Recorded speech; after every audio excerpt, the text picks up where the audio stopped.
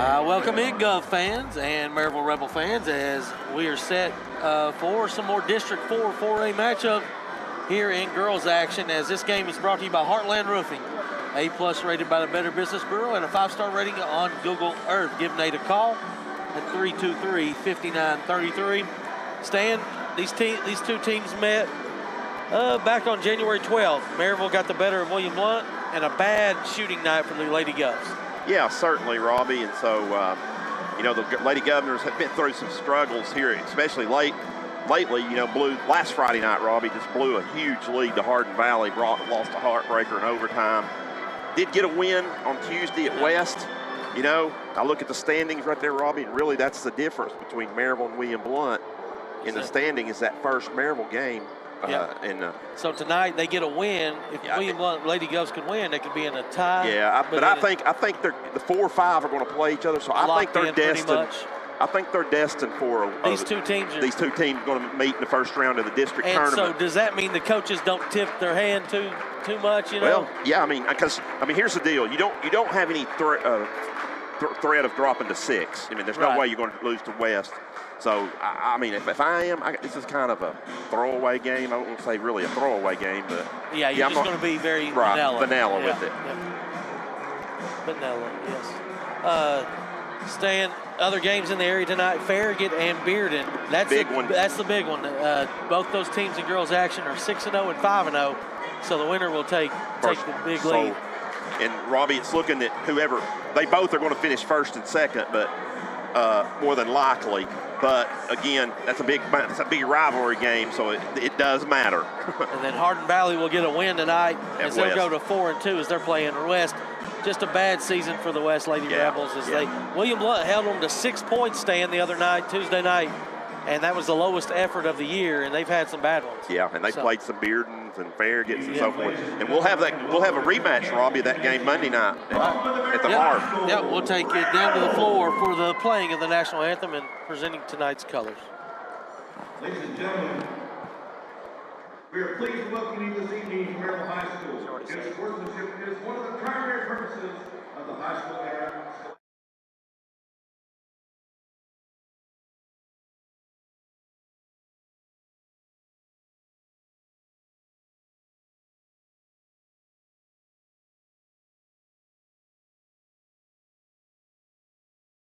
We hope you enjoy the game and support your athletes in a positive and sportsmanlike manner. Ladies and gentlemen, at this time, would you please stand and gentlemen remove your caps as members of the Maryville High School Choral Department perform our national anthem.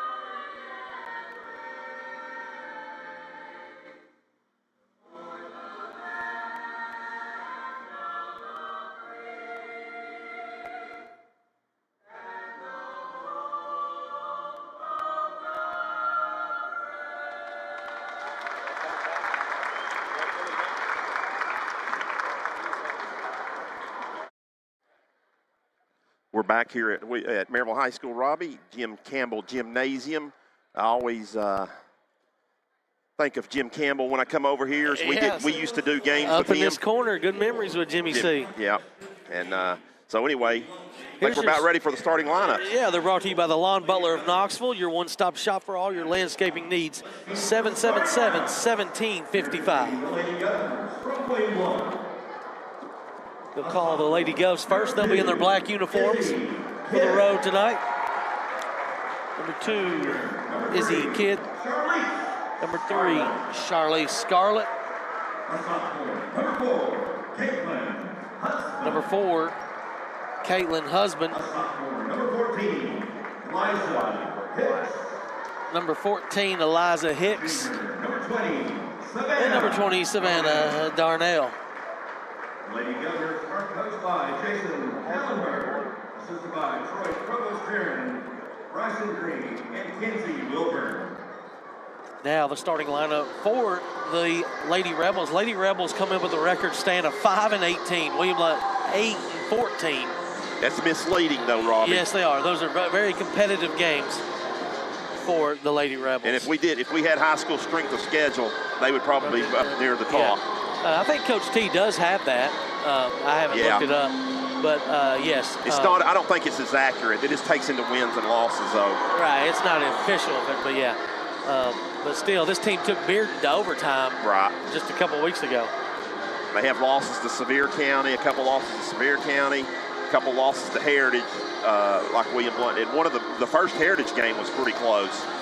So. As they're playing their intro thing on the Jumbotron, they got a new Jumbotron, just like William Blount's.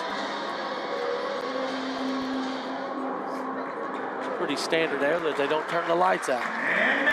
It looks like Zoe's going to play Stan. There was talk she was in some rehabbing this week. And that's a big help for the Lady Rebels. Number 11, Carly Hutt. Number 12, Addie Blackburn. Of course, I just mentioned the sophomore, number 22, Zoe Harrison. Of course, Jada Edwards. Jada. And I don't really remember Brooke from the first game, Stan. No, Brooks, I believe she came off the bench. She did. Okay. She's getting the start tonight. Skoog, yeah. I was trying to think. I can't remember who started in their place, Robbie, but there was somebody else started in that. It might have been. Sykes? It might have been Sykes. Yeah. Lott came in and played some, but they didn't use a lot of kids off the bat. And then Skoog came in. Head referee tonight, Danny Chandler. This tip-off brought to you by Anywhere Movers. Give Alvin Jeanette a call, 865-235-4108. It's scrap 4 on the floor. Simultaneous possession. Yeah, I think we're about to re-jump it. Well, Danny Wait a minute, whoa. Danny pointed towards. Nobody had possession, I don't think. Okay. They're going to say Rebels William ball. Blount had possession, lost it. Okay. Either way, Maryville ball. And William Blount, man-to-man. Here's Stan Painter. Thank you, Robbie. That was a weird start, but I guess it is the right call because Eliza Hicks did have both hands on it, and Maryville almost turns it over in the corner, but instead they get it out. Here comes Skoog with a three-pointer that's good. Maryville's going to press full court right here. It looks like a 2-2-1, and Blount is going to break it easily. He gets it to Hicks. Hicks is going to get it over. Kidd couldn't handle it. She had a three-point shot. That's all right. We'll reset and run some offense. So Blount will run some offense down 3-0. Kidd does lose it. Picked up, though, by Savannah Darnell. Gives back out to Scarlett at the top. Scarlett's had a good shooting week. She shot really good at Bearden. Yeah, the girls actually played decent at Bearden on Monday night, Robbie. Of course, had the big win at West on Tuesday. As Savannah's going to get to the rack and draw the foul. Could be on Zoe, could be on Jada, but either one. We'll see who it is. I got bumped by both. I believe they got Harrison. Yeah, good job there by Darnell. Stepping through defenders, drawing contact really from both of them. She'll get to the line for a chance for two. Savannah gets the roll on the first one. Breaks the ice for the Lady Governors. Just underway. Maryville High School. Second one's short. Rebound by Edwards for Maryville. Blackburn gets it in front court. Hunt gets it to Blackburn to Blackburn. Blackburn's shot is no good. Ball goes out of bounds on the rebound. It'll be William Blount's basketball. So quick shot there by Blackburn, the junior. As Blount, there's intercepted as he had tried to make a full court press or full court pass, but Hunt throws it back away. So, and it looks like Maryville's going to run press all night once again. Well, until we make them pay. Yeah. There's a call on an offensive foul on Kidd. That's absolutely pitiful. It looked to me like a flop. Yeah, it's going to be a clear flop. Didn't even extend it, but you can't fall for that, sir. Taylor Rule's going to check in real quick for the Lady Governors. As Kidd looked a little shaky, Robbie, I think, in those first minute and a half. And there comes a long three-point shot. That's why she's starting. Scoot, pretty good shot. Gonna have to get a hand in her face. Well, there's another turnover. Another steal by Hunt. Lay it up, no good. Tipped around, rebound by Rule. Ball is kicked out of bounds. Actually going to get a foul called on Skoog with a push. So that will be team foul number 2. But real quick, Blount having some difficulties with this press. They break it nicely there, though. In front court, Hicks almost loses it, does lose it, picked up by Harrison. Harrison wants to go to the rack. She does, lays it up and in. Good cross there by Harrison, driving to the lane and getting it to go. And we're going to have a timeout right here. William Blount's going to time out.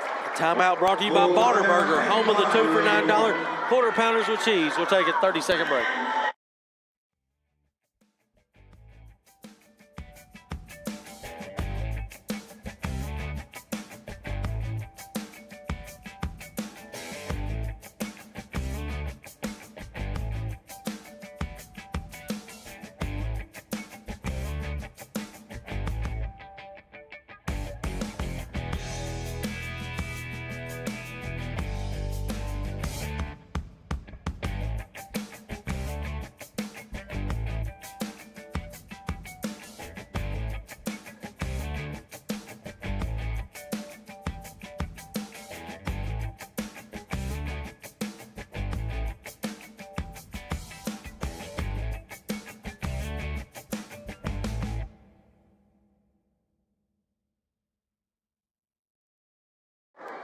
After the timeout, we're back. Maryville pulls the press off, and looks like they may be going into a zone right here. They're going to, I think, trap out of it. William Blount tries to throw over the top of it and throws it out of bounds. So another turnover for the Lady Governors.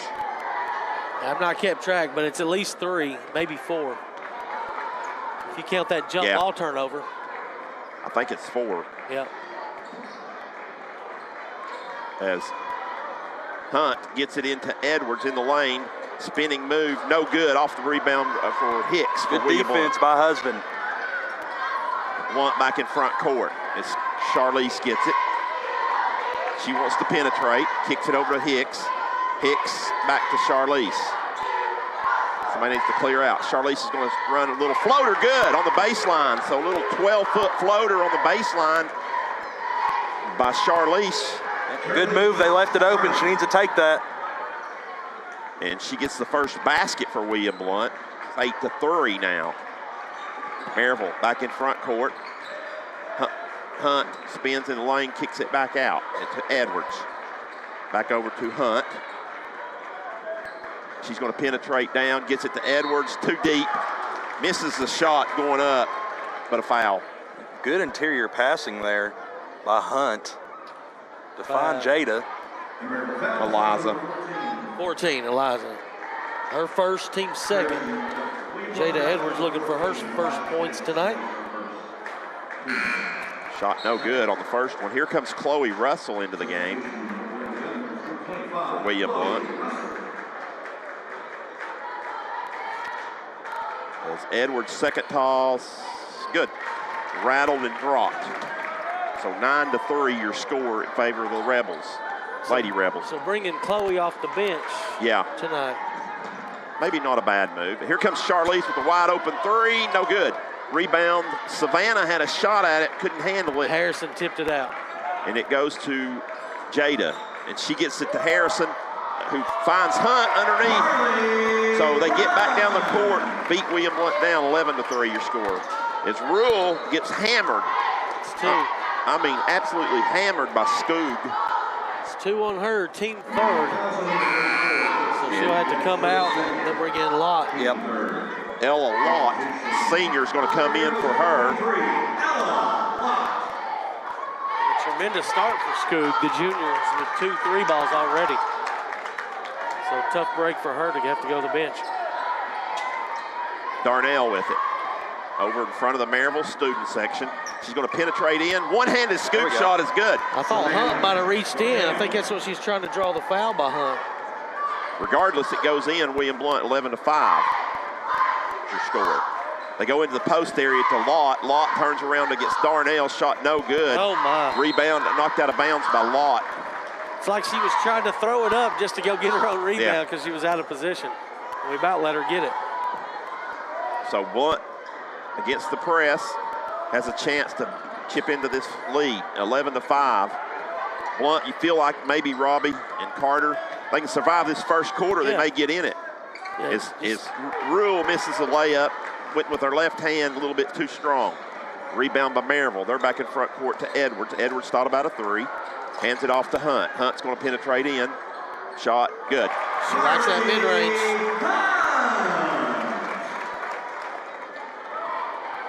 13-5 is your score. Blount reverses it, which is good.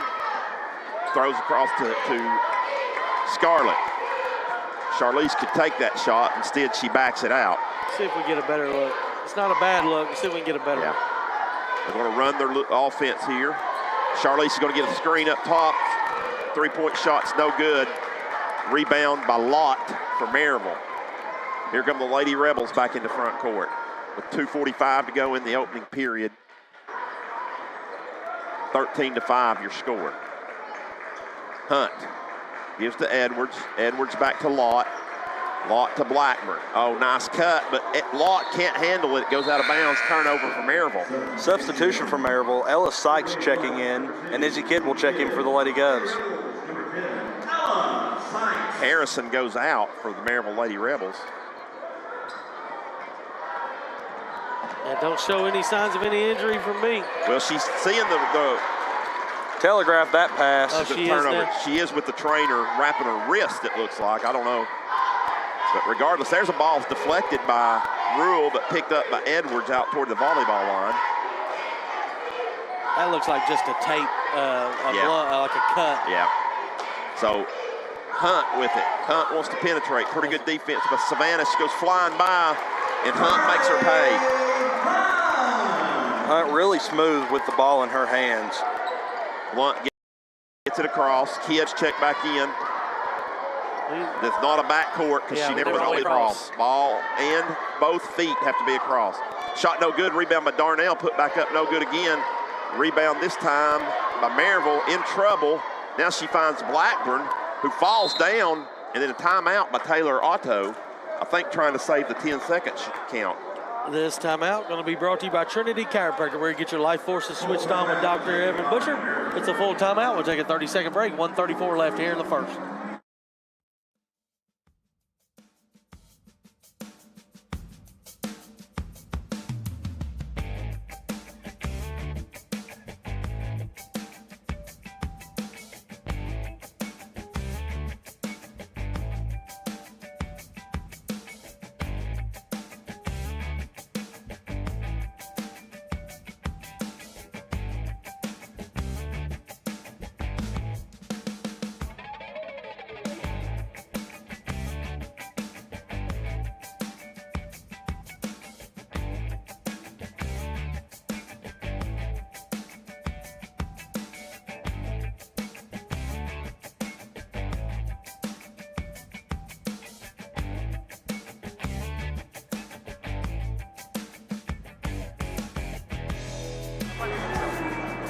We weren't talking? Back at Maryville High School, where it's been a slow start for the Lady Rebels, or excuse me, the Lady Governors against the Lady Rebels. Looks like William Blount's going 2-3 zone now out of this timeout. with 1:20 to go here in the quarter. Sykes over to Hunt. Ball is deflected, picked up by Rule. Rule's going to drive down, stop. Got fouled twice, I felt like. Instead, they get it out to Scarlett. So retreating by Maryville. I thought they got him on the arm. Did you not think? Yeah. Maybe if Taylor would have continued into the motion, she might have got the call. Right. And they try to lob it into That was clean. Yep, good D. Russell. She gets her shot blocked. Probably an ill-advised pass because the help side was back there. Although she got it there, she just couldn't get the shot up. 40 seconds to go in the opening period. It's been all Maryville. They lead 15-5. It looks like Maryville says, we'll just hold it for one shot against this zone. Yeah, so 10-point lead. Blackburn, as I see Richard Coffey's in the house down below me. As Blackburn dribbles around. 15 seconds to go. Jada Edwards gets it. Jada back up top. Over to Blackburn, back to Edwards. Ball's deflected out of bounds. Oh, I thought Sykes touched it last. They said that Hicks hit it, which she did hit it. Hicks did hit it, but I thought that Sykes hit it after her. 3 seconds, 2 seconds. And they're not going to get a shot off. So good defense by William Blount to prevent the last second shot. One in the books here at the tiny confines of Maryville High School, where the score, Raleigh Rebels 15, William Blount 5.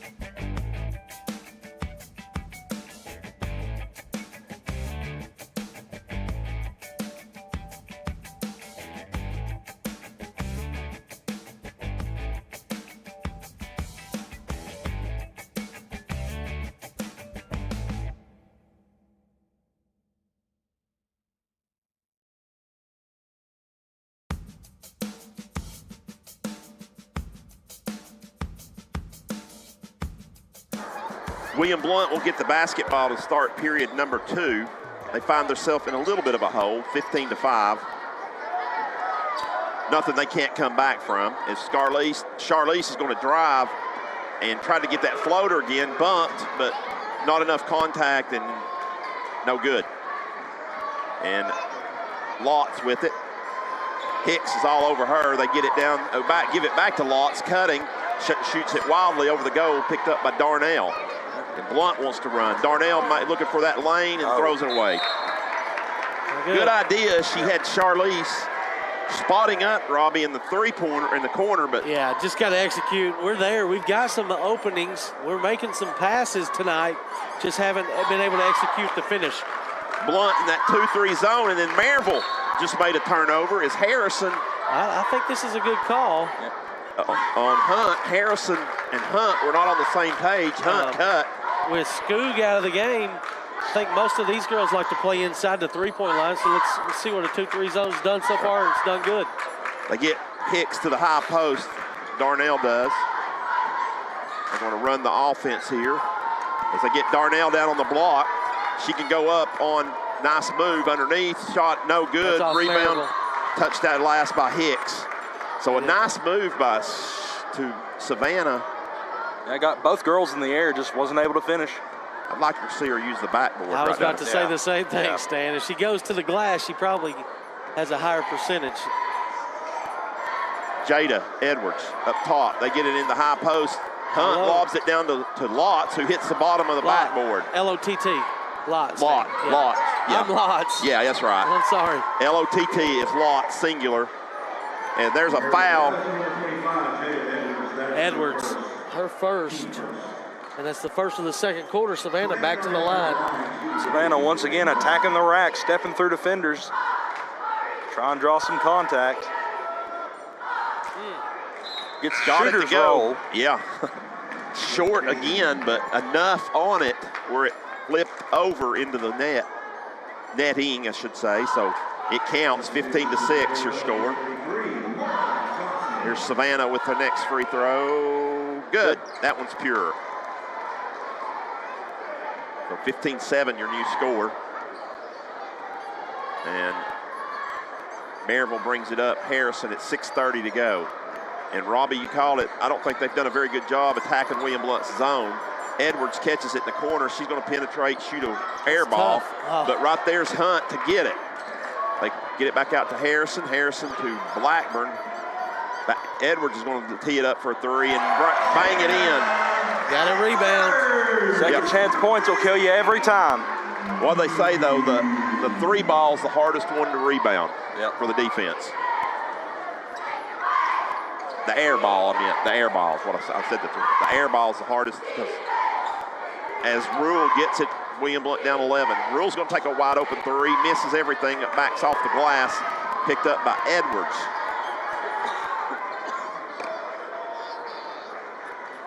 She walks it across, gives to Harrison. Harrison in the corner as Blackburn fires a three, no good, but there is somebody on the backside to put it up, no good again. That is 33. Who's checked into the game. 32. Raby. 33. Mara Johnson. Johnson, here comes Harrison back the other way. A blocking foul on William Blount. 2 shots coming for. Oh, you tricked me. You went 33, 32. Well, I did trick you because look, the roster's like that. Oh, okay. So Charlize, I think her shot was deflected, wasn't it, down here? Did we pick up a foul? We did. We picked up a blocking foul. I thought they were shooting, but they didn't call that a shooting foul. Maybe a break there for the Lady Governors. As Hunt gets it in the lane, can't get it. She didn't have a clean handle on it. No.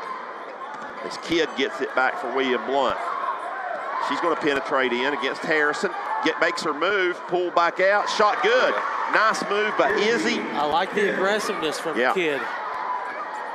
It's 18-9 your score. Harrison back into front court. Here goes Hunt. Ball's deflected, stolen. Charlize deflected it, stolen by Kidd. Attack. Gives it to Darnell. It's a block. There's got to be something. There was a lot of contact as Blackburn went flying back, so it's either a charge or some type of contact on the drive. No call. I don't think they're going to call it. Well, I guess they didn't call it because nobody hit the floor, but that doesn't necessarily mean there wasn't contact. As Blackburn gets another three ball, no good, but there is Harrison to rebound. That's effort. That was just effort. And then Edwards gets it. She goes up, draws a foul. I think it's on Husband. We'll check. It is. Yep. Caitlin's first, team second of the second quarter. So Jada Edwards at the line for 2. No good. Too firm off the back of the rim. Scoop checks back in here. She will check in for Johnson. With the 2 fouls. Oh my, Jada missed both. Yep. Too short on that one. So too firm, too short. Needs help as Kidd falls down. It's going to be a jump ball possession Maryville. So another turnover for William Blount. As Izzy fell down and everybody had left her. And it forced a tie up. So Harrison gets it. They get it back out to Edwards. Edwards is going to try a 3 ball from the top. No good. Rebound this time by Darnell. So we've hit the halfway point of period 2. William Blount just down by 9. They trailed by 10 at the end of 1. So Robbie Carter, I feel like Maryville's kind of let them hang around as poorly as William Blount's played. Yeah, Maryville started off hot. Here's a 3 ball, no good. But Darnell is going to try to get her own rebound, but knocks it out of bounds, so it will go back to Maryville. Yeah, Maryville started off hot, but this zone is giving them some fits. Well, with Skoog back in, let's see what they're going to do here. They're sticking, I believe. Yeah, I think they're sticking to the 2-3. Going to stay with it. She's the one you're going to have to get a shooter on. Maryville's going to try to tack it inside. Nice pass. Get that shot out of here, Savannah. As Edwards. Or was that Izzy? I believe it might have been it was Darnell. Husband. It was yeah. Husband. Oh, was it Husband? Okay. somebody inside, a clean block, and here comes a clean look. This time for Scoog, no good. But there's Harrison to put it back up and one. So once again, a very minimal contact call on that end. Second chance points for the Lady Rebels. Darnell gets the foul. Well, as you said, Carter, second chance points though. Yep. Got to box out. It's been the theme really for both boys and girls teams as of late. To other teams' offensive rebounds and turnovers. So here's Maryville back in the press. Comes back to Husband. Husband gets it up to Scarlett. Scarlett across to Kidd. William Blount needs to attack. Instead, they get it back out to Hicks. Hicks fires it out to Darnell for a three ball. That's good. Second quarter three balls brought to you by the Party Zone, your birthday specialist at the Roll Arena. That's the first three ball for the Lady Govs tonight. And they needed it badly as they had fallen behind by 12. They get it back down to 9. Nice interior passing as Hunt gets it to Edwards. She's just setting up on the inside of that. Too easy to the high post. Too easy. Well, then they get an inside position. Here goes Scarlett in front court. Gives to Darnell. Darnell's going to drive, pull up, give it back out to Scarlett. Got to move the ball, move the ball.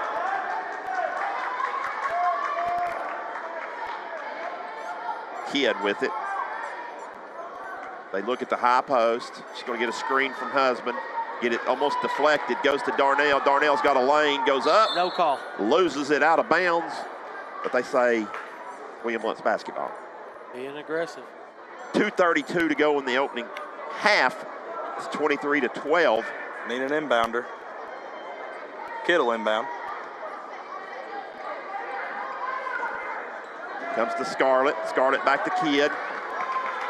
Kidd's going to penetrate to the middle. Kick it back out to Darnell. We're fine. Be patient. We're getting decent looks. Scarlett runs through to the cutter. Gives it back out to Kidd. Kidd with the bounce pack to Husband with a three ball. Good. Bottom. Husband back-to-back threes for William Blount. Roll Arena three. Could be a good sign. 23-15 your score. The Lady Govs can get the perimeter shot going. You don't want to leave open shots, though. Misses badly. Ball's deflected, actually saved. Run. Blount picks it up. Hicks gets it down, throws it away. And they tried to get it to Scarlett. Goes out of bounds. We didn't run right away. We had two girls trailing behind her and two Lady Rebels behind also. We should have just taken off. Was it tipped? Donnie Everett over my right says it was tipped. I'd hope. I mean, it was way over her head. Yeah. It's kind of surprised me that it was out of bounds on us. As they try to get it, Blount's doing a better job at the high post now.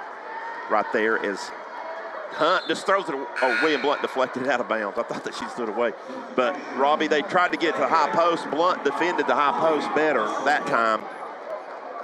Yeah, that's where they're creating havoc. Yeah. They get into those gaps, and that's really been the only bad part There of it the is. zone in the rebounding. But she doesn't have anybody in there with her as Jada had dropped out. Here comes Edwards. Gives it to Harrison in the corner. She's going to dribble back out to the top. She gives it over to Blackburn. It comes back to her. Now it goes to Scoog as we go under 1 minute left in the half. Harrison with it. Blount has the possession arrow. Maryville still is now they give a Hunt a crease, and she gives it to Blackburn, who's going to fire a long three, but once again, rebound by Harrison. Kicks it back out. Scoog thought about a three. Extra pass over to Hunt. Good. Maryville makes them pay again. So that's 8 or 9 points that they've given them on second chance points. They're down 11. Darnell, 25 seconds to go. Kidd gives it to Charlize. Charlize is going to fire a three. No good, but Husband is going to get to it. So William Blount gets the second chance points maybe here as Darnell gets fouled going to the rack. My goodness. Yeah, Darnell, I think a little frustrated. Nothing was called, and you're going to get, they're not going to take the three. Now they're going to call that, though, as Chloe shoved Scoog in from behind, but that's probably not a bad foul. Yeah, that's her first and the team fourth, so. Can't foul again with 4.8 to go. You can't leave a shot open either, no, and they did. Underneath Left they it wide did. open. They fell asleep. And Carly Hunt, what are they doing? They gave us a free timeout. Yeah, he did, because the clock would have ran out. They stopped it. 3.6, Charlize tries a long shot way too early. It's going to go in. It goes up top, quarter in. So 1/2 of basketball in the books. Maryville leads William Blount by 11, 28-17. We'll take a 2-minute break and be back here for halftime show you're watching on Gov Nation Network and listening on Voice of Champions.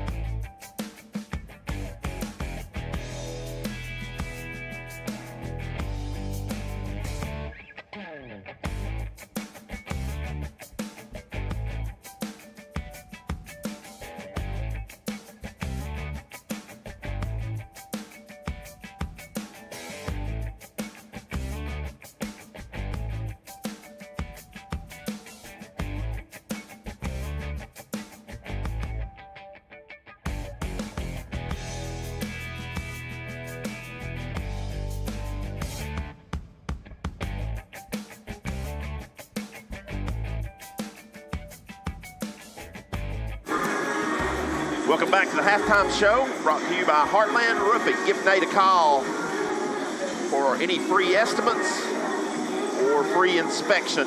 Heartland Roofing, we appreciate them being our halftime show. We'll go in straight into stats with Stan, Robbie, as that is brought to you, of course, by Tim Tipton. Give Tim a call for any of your realty needs here in Blount County.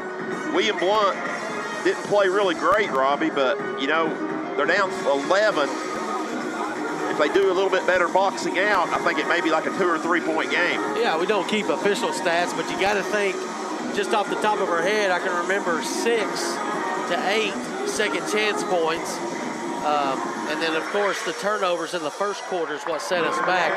But we did a better job in the second quarter of not turning over as Maryville wasn't pressing as hard.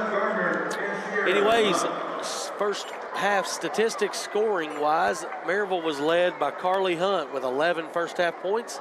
6 points came from Jada Edwards. 6 points came from Brooke Skoog. And 5 points from Zoe Harrison. They connected on 4 3-pointers in the first half. They were only 2 out of 5 from the free throw line. Maryville has 28 first half points.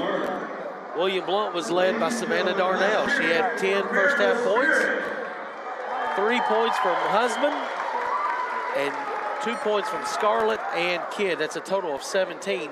William Blount only connected on 2 3-point buckets, and they were 3 out of 4 from the free throw stripe in the first half. Stan? Thank you, Robbie. And with that, we'll take another 2-minute break, and then we'll be back right here on Gov Nation Network and Voice of Champions, AM 1470.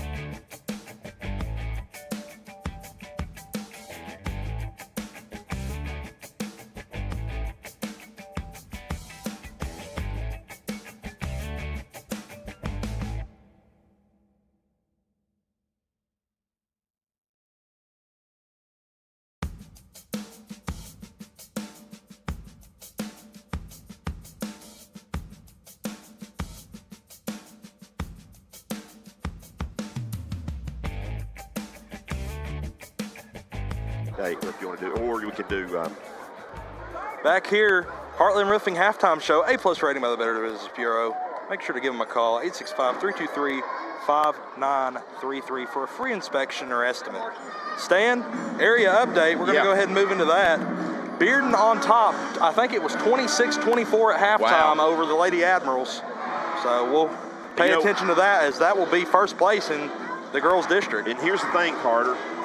Bearden's pretty much been dominant the last 4 or 5 years, with this district and stuff. I don't think this Bearden team is as good as they were in the past. I don't think Farragut is either, but Farragut's hanging right with them right there. So this may be their opportunity, they feel like, to beat them. Well, Bearden had two 6-footers that were really good for 4 years. So I think the gap is definitely closing. And Farragut's always had a pretty good girls team. Well, 2 years ago, I think it was 2 years ago, they beat them 5 times, including in the finals in the state tournament, and that was the closest game, which it was like, I think, overtime or something like that, a real close game. So maybe Coach Mayfield could get a victory there. Well, tomorrow night, William Blount will be at Farragut. We won't have that game. We will not here on Gov Nation Network. But good luck to our boys and girls team tomorrow night over at Farragut, as that caps off a 4-game week for them. But we'll be right back to the Marv on Monday night as the West Rebels come to town. And, of course, they're a very good boys basketball team, aren't they, Carter? Yeah, they are. Really, I think I was talking to Rob. Game got down to single digits, I think, mid-third quarter. After they were down at 27 at one time. And missed a shot, and it just snowballed from there. So I think you'll see a little bit of a different game, though. I know William Blount going with a little bit of a different starting lineup. Nick Hodge has broken the starting lineup. I think he's running the 1. So once they get acclimated to each other, I think that team is really going to mesh. It's just finding a rhythm, and after losing 3 games straight, confidence has got to be down. You got to build it. Well, you do, and so they've got plenty of opportunities as they play it about every day. Of course, Sunday will be an off day. Then they got West on Monday. We turned around and had to have Bearden at Blount on Tuesday night. And then Friday night we'll be there for senior night as we'll have the Bearden. So we'll have all 3 games next week. But Friday night will be senior night. Walker Valley will come to William Blount. And then, believe it or not, the following Monday, I believe, we start district tournament, and we'll probably be right back over here because that's where the district tournament's held. So, yeah, brutal. It's a brutal district as it is, but with all the snow and wind, everybody being out for a week and a half, yep. it just made it even harder because you're playing all these tough teams 3 times throughout the week. Yeah, 3 and 4 games. Yeah. I think, I believe it was Hardin Valley and Farragut played last night. Hardin Valley played, they have games Thursday, Friday, Saturday, off Sunday, Monday, Tuesday. They got 5 games in 6 days. Yeah, that's hard. That's hard in any district, but this district in particular, you feel bad for them, you really do. We're about set to go as both teams are back out of the locker room, completed warm-ups. I believe it will be William Blount's basketball. Should be. I think they had the possession arrow. That's what the officials pointed anyway. So we'll see here. It is going to be William Blount's basketball. They find themselves down 11. Pretty much Maryville's led the whole way. Yep, tough, first quarter for the Lady Govs. So looks they like got to play Maryville some defense. Is going to be in some type of zone. I don't know if that's a 1-3-1. As a nice shot right there. It just didn't go down by Savannah. The angle might have been a little bit rough or hard for her to get it off the glass. Maryville rebounds it. I believe it was a 1-3-1, but we'll have to get another look at it to check it. But Blount tacked it pretty good as Charlize gets her hand on a tip pat ball. And wow.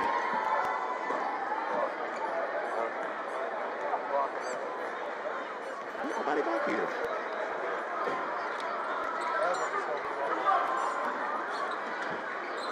So Maryville has it back as Jada Edwards gets it, tips it in to Harrison. Harrison with the 3 ball, good. You don't want her to have an open shot. Good ball movement by the Lady Govs, or Lady Rebels. 31-17 your score. Thank you.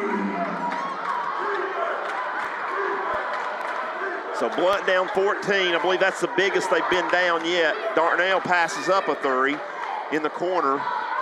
Gives it over to Scarlett. Scarlett runs the offense as it goes to Kidd, who didn't take the 3. So Kidd's now going to penetrate in, lays it up the glass, no good. Harrison tips it over to Blackburn. Here goes Blackburn for Maryville. In front court against William Blount's zone. Harrison up top. Gives it to Skog. Skog inside to Edwards. Pass goes out of bounds. No good. Or turnover, excuse me. As that was pretty well defended that time as Blount's cut that pass off. But that's not. As a cross-court pass is intercepted by Hunt. Stops and scores. Blount down by 16. Darnell needs to attack. She's going to pull up and shoot a 3. No good. Ball's rebound out of bounds off William Blount. Third quarter 3 balls will be brought to you by Murphy Bobcat, your extra effort excavator. At the conclusion of tonight's game, we'll try to name our Murphy Bobcat player of the game. As Maryville comes back into front court, as Zoe Harrison, her team up by 16. And there's a steal by Kidd. Good hustle, good. Got numbers. Gives it to Hicks. Way. Hicks throws it away, restolen by Darnell. Lay it up, no good.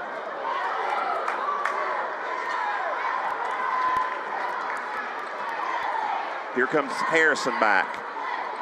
Ball's ticked again, this time by Darnell. Darnell needs to attack.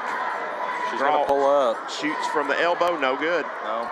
You want to attack the rack right there. Hunt. Yeah, you feel like maybe she draw a foul, but. Yep. Stan, another thing about these two teams that'll probably match up in that 4 or 5, it'll be right here. Yeah, I know. We talked, Carter and I talked about that just a few minutes ago. Okay. We'll be right back over here in about 10 days. Yep. Because that'll be the district tournament. But yeah, you're right, Robbie. As Harrison catches it, three-point shot, rattles out. Good box out by Chloe Russell. Might have been a hold by Chloe, actually. As Kidd gets it, nice Euro step, There we lay go. it up off the glass, good. Izzy Kidd with the put it in, 33-19. Lady Govs in dire need of some stops right here. Don't want to balloon the lead. That's not going to do it. Hunt gets it too easy, but right there's Edwards to get it back. They get it to Skoggs. Skoggs' three is no good. They got Rebound another. by Edwards, goes up, loses it out of bounds. Actually touched last by William Blount, but 2 offensive rebounds on that sequence. Rule checks in for the Lady Govs. She'll come in for Eliza Hicks. As it comes in to Hunt, she gets it out to Skoggs. Skoggs going to get Edwards, going to take a long three, just barely draws enough iron, but guess what? Right to a Maryville Lady Rebel. So this is 3 offensive rebounds on this possession. And then Harrison, no good. Finally, Darnell gets it. She can outrun right here. She's got numbers. She needs to go. She's going to go. And ball's deflected by Hunt. And then Taylor touched last by Taylor Rule, out of bounds. Timeout, William Blount. This timeout going to be brought to you by South Park Storage and Penske Truck Rentals at the end of William Blount Drive at 411 South.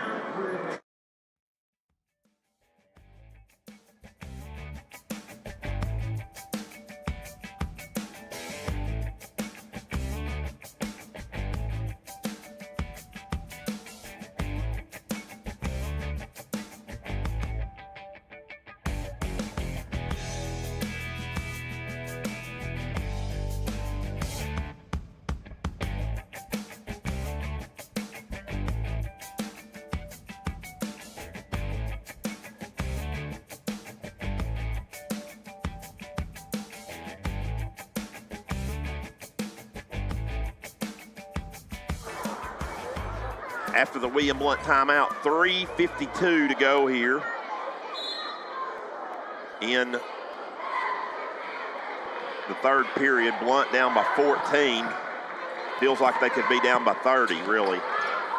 And another shot missed by Edwards. William Blount rebounds it on the backside by Darnell. Darnell wants to go. She's going to go lay it up off the glass too hard. No good.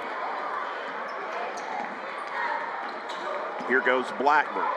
Blackburn kicks it out to Harrison. Stolen away, though, by Rule. She gets it out to Darnell on a run out. She'll lay it up and lay it in right here. So nice job right there by William Blount to cut it to 12. 33-21 your score.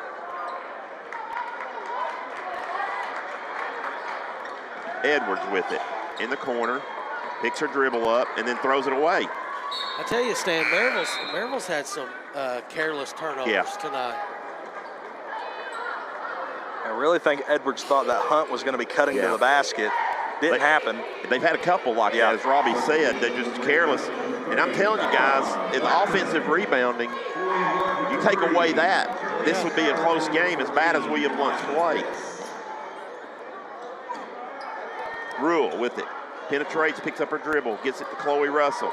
Back over to Charlize Scarlett. Scarlett's going to pull up from the free throw line. Shot short. William Blount's one and done. Yeah, no offensive rebounds on that end. Hunt gets it, and they walk it up with 2:36 to go in the third. We are packed to the gills here in the Maryville High School gymnasium as Jada Edwards up and under and draws a foul from Husband. What time? That is weak. What is the contact? Very minimal. Well, we saw that in the second quarter also. 35-21. I believe William Blount was down 16 at one point, 33-17. So they're almost matched their biggest deficit as they're down 15, 36-21 with 2:24 to go here in the third period. That's a 2-3 zone by Maryville. Actually, they're back to man now. As Kidd, they get it in, they're going to get Harrison with a hold. And they can't believe they got called for their third foul of the game. Wow, the third foul of the game? Well, fourth. Or the first of the half, right? Yes. Wow, that's unbelievable. Husband had a wide open three, but instead passes under to Russell, who draws the foul. And I believe this one's going to go against Hunt. I wonder if Jason Kallenberg's telling husband to take that shot. She had a wide open three. No, he's talking to her about the defensive end, though. As Chloe Russell knocks the first free toss down.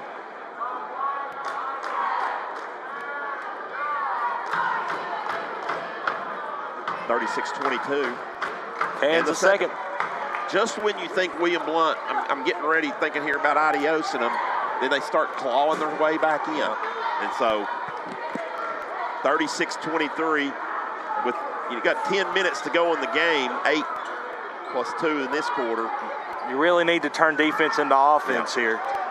You need to get a couple more, get it back down under 10 here before the fourth. As Edwards catches it, gives it to Hunt. Hunt pulls up, shot short. Once again, Maryville's got position. Yep. And Hicks came over somebody's back there. Blackman, who is now checked in to knock it out of bounds. It's touched last by Eliza, but she did not have inside position. That's a popular name here at Maryville High School. There goes another shot from the corner. Harrison, she gets the ball to Skog kicks it over to her for her rebound. So that's 2 offensive rebounds right here. Once again, it's been the theme of the night for the Lady Governors. Second chance points, they're allowing them. Blackman with a 3, no good, but there is Hunt. Puts it back, no good. Rebound this time by Hicks, who gets tied up. I think it'll stay on this end, won't it? Yep. So I guess technically you could call this a third offensive possession. Rebound. Darnell checks in. She will check in for Hicks. Comes out to Skoog. Skoog over to Hunt. Hunt's going to penetrate in, kick it back out to Skoog. Pass is almost thrown over Harrison's head as Darnell was going for it. And in the corner, Blackman loses it out of bounds, it looked like, but I guess they said touch last by husband. So with 57.2 to go, Maryville's ball. Edwards gets it, gives it back to Hunt. Back up top to Harrison. And it goes then to Edwards. On the backside, there's Hunt, can't handle it cleanly. And Hicks with another steal. She's going to go all the way, draw the foul from Harrison. So it's Taylor Rule. Excuse me, Taylor Rule, not Hicks. Taylor Rule with the steal. So Taylor's done a couple of steals there. That's 3 on Harrison. So Taylor will be at the line for 2 shots. So she could cut into this lead here too. She makes the first. Blackburn is coming back in for Blackman. 2 for 2 from the line is Rule. So Taylor, is that score right? I think Let's see, 4, 6, Cut the lead. 8. No, there it is. Now it is. Cut the lead to 11. Yeah, they had 24. Back now to where it was at the half. So if they could get 30 seconds, it'd be nice to get one more steal and get it under 10, Robbie, and then William Blount's got the possession starting the fourth. But Maryville's going to hold it for 1 against this zone. As Harrison's up top with 14 seconds. Bounce pass in, almost stolen. This time Hunt has it, 10 seconds. I don't like the decision to hold for 1 the way your offensive rebounding. And there's almost another steal as Darnell gets her hand on it, slaps it out of bounds with 3.4. So I agree with you, Rob. The way that they've been, crashing the boards, getting inside leverage. Yeah, put a couple shots up. Edwards gives it back to Hunt. Hunt's going to pull up and shoot it. No good. And the corner comes it in, and it backfired on Maryville. So I agree, guys, with you, as they only had 1 shot right there. 3 in the books here at the Maryville High School Jim C. Campbell Gymnasium. Don't go anywhere. You're watching on GovNation Network and listening on Voice of Champions.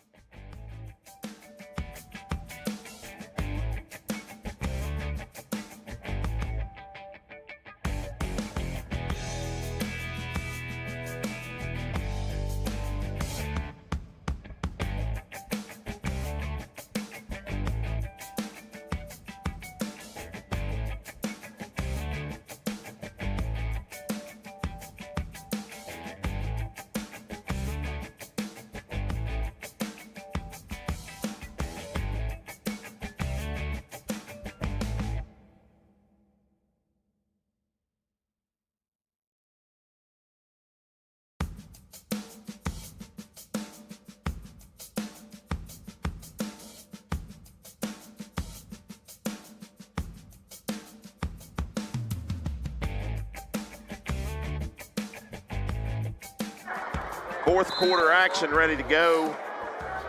If William Blount here, who has been down by 16 in the third quarter. They've got it down to 11. And with the basketball, they got a chance to cut it here as it goes to Scarlett. Scarlett's going to penetrate in, gives to Husband on the baseline, little shot short. But there's Chloe Russell to get it. So William Blount with an offensive rebound. Skips it over to Scarlett. Scarlett penetrates in, gives it to Husband. Husband's going to step back, this time behind the three-point line. Too far. Rebound on the backside by Scoog for Maryville. So missed opportunity right there for the Lady Governors. They did get a couple of shots. Yep. That hasn't happened many times tonight. As I'd say they probably have 3 offensive boards. As Maryville being very patient, and why not, with 11-point lead against that zone. They get it to the high post, now down low to Edwards. She's fouled. Going up, draws a foul by Chloe Russell. Chloe's second, team first of the quarter. And Jada, who has 9 points, will look for 10.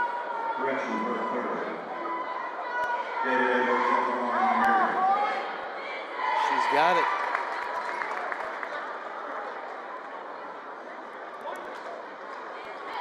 So 12-point deficit. 13 now. Maryville going to go back to their 2-2-1 full court press, which gave William Blount problems early and late as Taylor Rule just throws that one away. And it goes to Blackburn. Blackburn gets it to Edwards, to Hunt, lay it up, lay it in. That was fancy. So 15 points, so it's back out to 15 now. Just like that. Couple of possessions into the fourth quarter, goes from 11 to 15. Been that kind of night. As Rule gets it, nice pass under low to Husband, lay it up and lay it in. Now that was nice offense. Nice cut, nice flare screen. 40 to 27. Edwards, the high post, gets to Blackburn in the corner. She's going to skip it out. It's going to be stolen by Darnell. Here comes Darnell against Skog. It's going to give it to Rule, and Rule tried to give it back to her real quick. She should have came down. Yeah. She didn't have enough power to make that pass. Well, and all of her momentum was going backwards. Darnell, that ball's out of bounds on Harrison. Good call right here on the baseline as somebody deflected it and it went off her knee. 2 substitutions for the Lady Govs. Hicks and Kidd checking in for Russell and Rule. Well, Darnell wasn't even back in bounds anyway yet. So on that, she might have been going to Husband. She could have been, but still a lot of bodies inside. There is a turnover. As Kidd throws it, and I don't think her and Husband weren't on the same page, and it's a turnover. Fourth quarter three-pointers brought to you by Blount Partnership, where careers and education come together.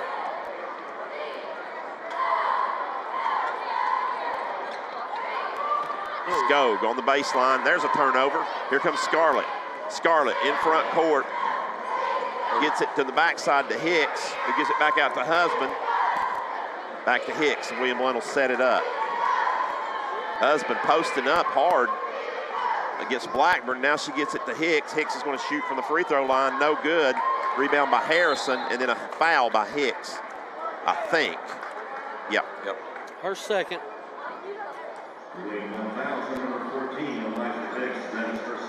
Team second.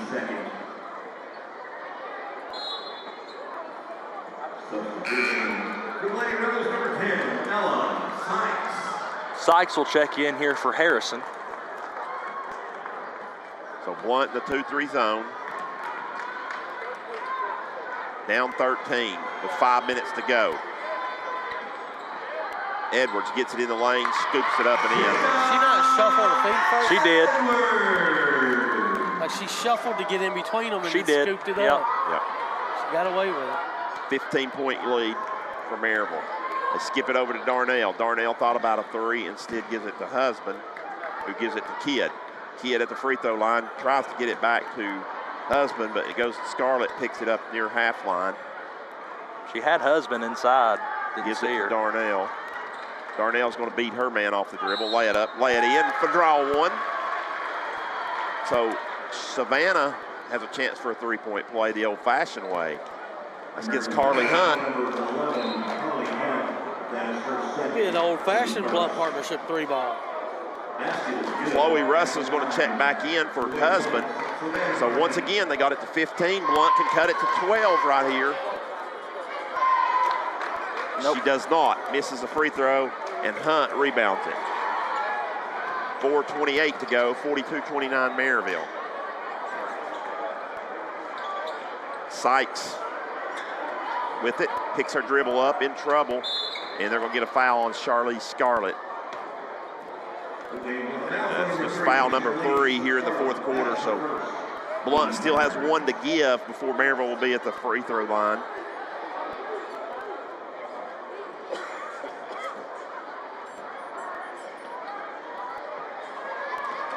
Maryville on the side bounds in. Blackburn has it. Over to Sykes. Sykes picked her dribble. I mean, she changed pivot feet. Wasn't sure if they were going to call it, Robbie. They finally did. 4:07 left here. Got to have one more run. Lady Govs, it needs to be sparked. Probably going to need a couple threes to get it going. If you'll remember, like guys, last year at William Blount, it was a 10-point game, and this is about when Maryville made the run. Got the game to overtime. Ball was tipped into the rear court. Kidd gets it, though, for William Blount. It's not a back court because it was tipped. Kidd penetrates in, gives it to Charlize. Charlize penetrates, kicks it out to Chloe Russell for a three ball. Short. Needed that one. Yep. Rebound by Blackburn for Maryville. She'll bring it up. Blackburn, a junior on this roster. Maryville doesn't have a lot of seniors. Hunt and Jada Edwards, really the only two that contribute significantly. Ella Locke played a few minutes. There's another turnover by Maryville out of bounds as Hunt tried to hit. Only Edwards. 3 minutes remaining here, but it really feels like the Lady Rebels just haven't been able to put the Lady Govs away, and Lady Govs just haven't been able to answer. Here comes a big three ball by Charlize. No good, but Savannah is going to get the rebound for William Blount and then throw it away as Hicks cannot handle the pass out of bounds. Harrison checking in. She will check in for Sykes. So you feel like, Robbie, at some point, Carter, in the last 3 minutes here, William Blount's gone man. And I think they don't have a choice because Maryville will just let that air out of it if they don't. So 2:45 as Kidd goes for the steal. Instead, it goes in the corner. Here comes a three ball, this time by Hunt. No good, but guess what? Ball looked like it hit the baseline. Surely it did. Harrison was there to get it. And then they're going to call a foul. Timeout. Oh, excuse me, a timeout before the foul. Timeout brought to you by East Tennessee Insurance, your local independent insurance agency. We'll take a 30-second break.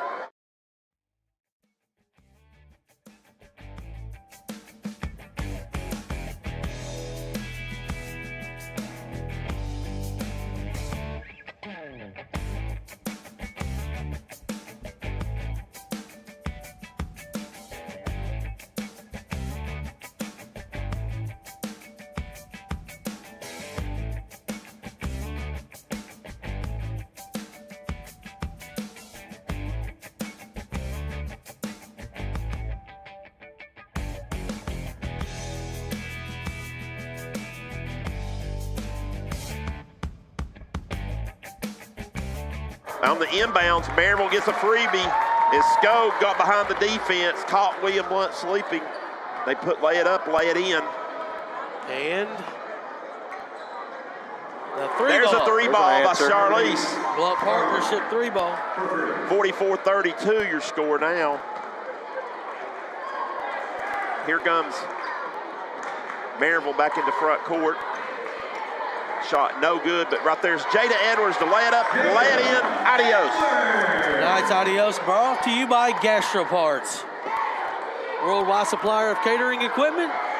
They can replace any broke down equipment, gastroparts.com. Charlize dribbles in, gives it to Chloe. Chloe's going up and drawing a foul.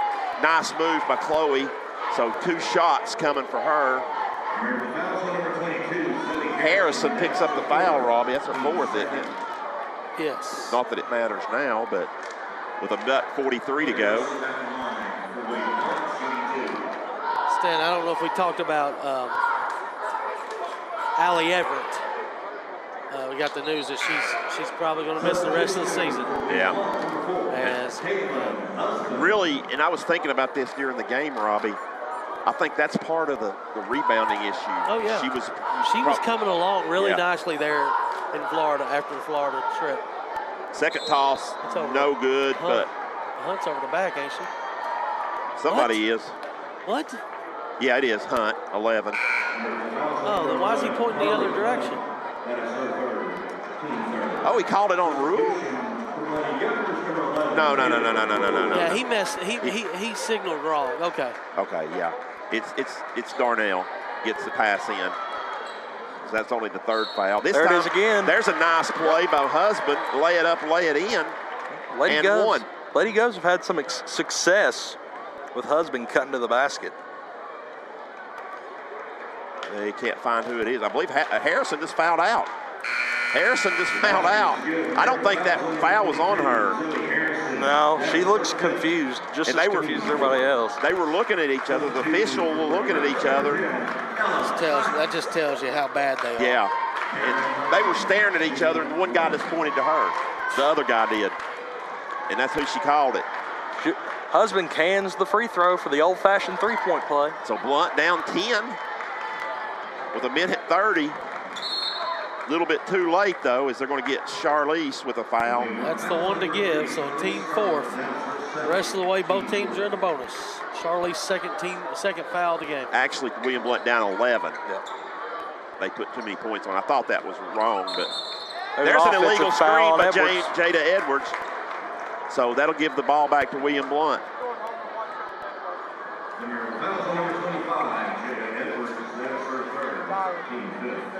So Jada's 3rd. Kidd gets it. Minute 24 to go. Blount can get into single digits. Charlize is going to penetrate in. Lay it up, lay it in. A little bit of a hesitation opened up the right side, and she gets it to go. 46-37. Racing in the front court is Hunt. Hunt's going to go all the way. Lay it up. No good. Rebound by Kidd. She fouls her in the back court. She is obviously fouled. Wow.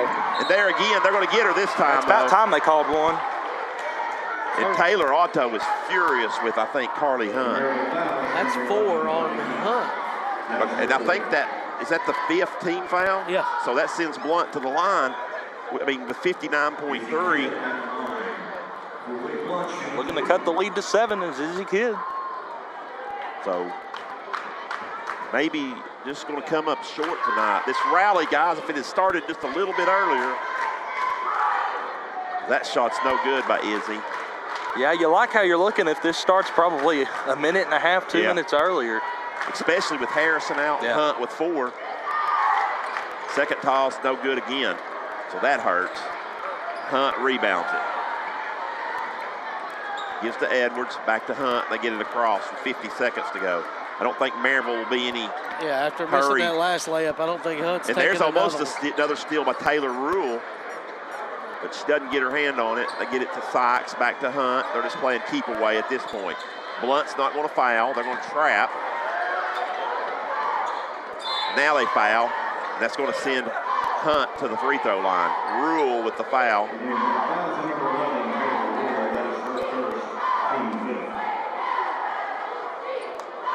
So 32.2 to go.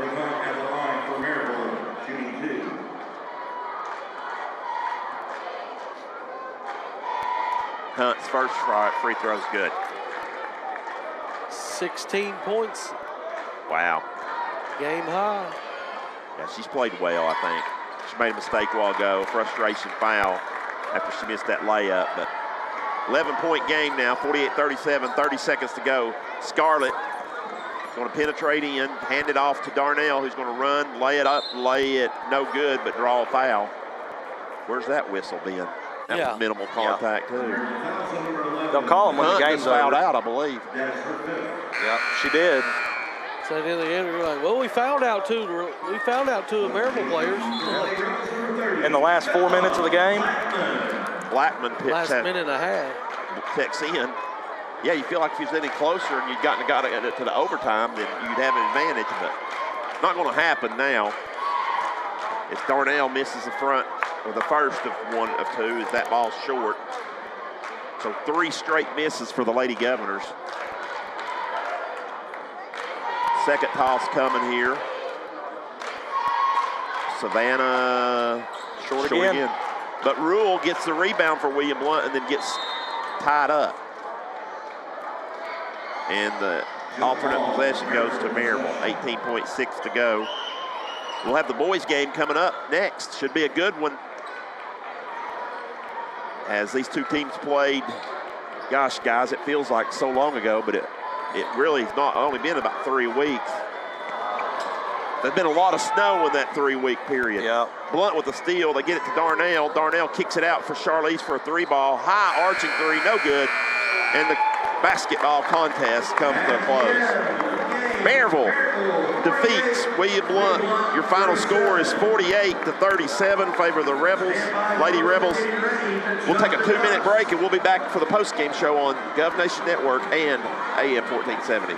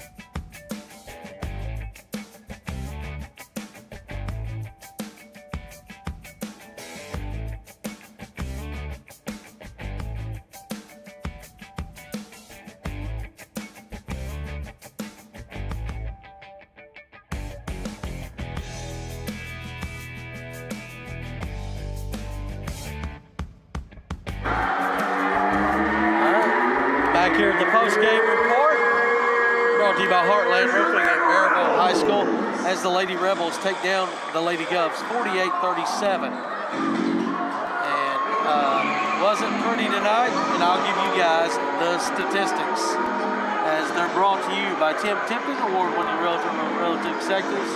Give Tim a call, 984-1111, or on his cell, 806-7255. William Blount tonight, 37 points. They were led by Savannah Darnell, 14. She was the only one to get to double digits. Then it was Caitlin Husband with 8, 5 from Charlie Scarlett, 4 from Izzy Kidd, 2 from Taylor Royal. William Blount only made 3 3-point baskets, and they were 8 out of 16 from the free throw line. Maryville Lady Rebels, who were victorious tonight, scoring 48 points on the GovNation scoreboard. They were led by Carly Hunt.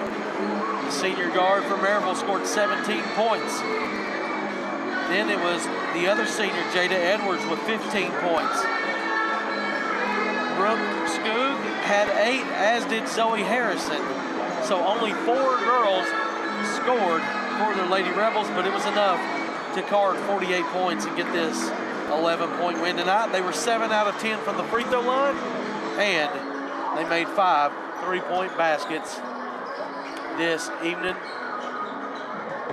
So we got about 13 minutes before the boys' game. We may talk to Jason if he makes it up here. If not, we'll come back and preview the boys' game. We'll take a couple-minute break and come back with more here on the GovNation Network and the Voice of Champions, AM 1470.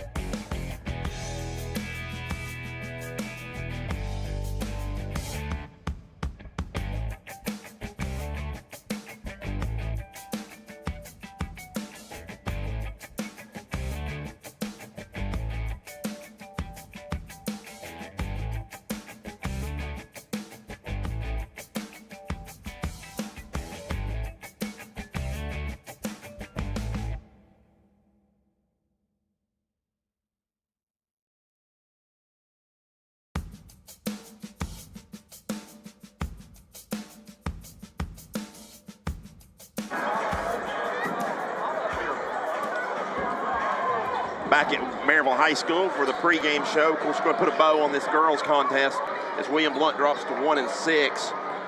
And Carter, 3-5 is Maryville. And I guess they could get to third if they were to beat Hardin Valley. I think they have a matchup left. But more than likely, William Blount and Maryville are going to be playing again. William Blount will be either playing Maryville or Hardin Valley, because I think William Blount's going to finish 5th. The girls are, and they will play the 4th place team, which will be Hardin Valley or Maryville. So, I do not have an update for the Bearden-Farragut girls game. After 3 quarters, though, 36-34 Bearden. So Bearden hanging on to a 2-point lead at the 3rd quarter. That was 23 minutes ago, so I'd say it's just about wrapped up. Yeah, should be close unless it got into overtime, but Jack Tate, our good friend over at Farragut, tweets that out. And so it is 36-34. So turning to this contest, Carter, and William Blount in desperate need of a win here. Maryville sitting at 6-1 up top the district. And they'll be close to clinching this thing because they've played more games than everybody else. Yeah. This will be their 8th game. They've played Bearden and Farragut. I think they still have a game with West left and maybe Hardin Valley. So I don't see Hardin Valley beating them. Maybe West could, but tonight if they were to win this one, they would, I think, at least clinch a 2nd place finish. The Maryville Rebels. It's been a tough 5-game skid for the Govs too, playing tough matchups. What I hate about it is they're all just compacted into like 7 days or something like that. So like 10 days, we're going to end up playing, I think, 7 district games in a little over 10 days. And so that's 70% of your district schedule. But I mean, everybody's got the same situation. Yeah. I'm not saying that that's cost William Blount. I just hate it for William Blount. I mean, just hate it because the situation is that way. But regardless. Anyway, this should be a good matchup. Yep. As Blount fell behind Robbie the first time they played down at William Blount. I think they got down, was it 16 or 18 or 18, yeah. In the 3rd period. And then Blount came back.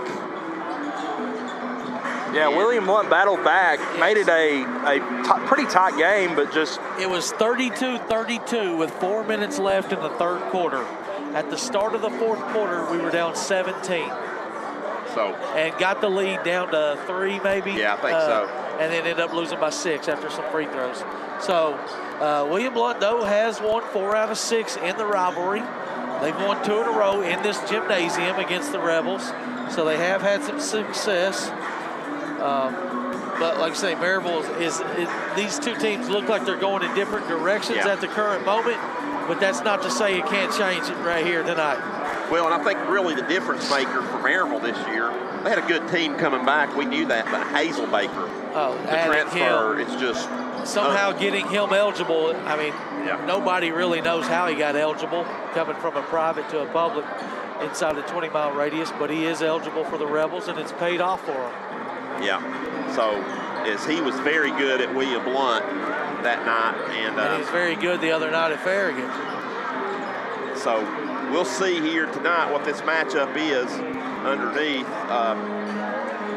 As Blount, as Robbie said, very good game over here last year. William Blount got the win after losing it to Maryville at home earlier. Yeah, I think William Blount with a 2-game win streak over here. Yeah. So, as Robbie said, So that's been a while since you could say something like that in this rivalry, and 4 out of 6 overall.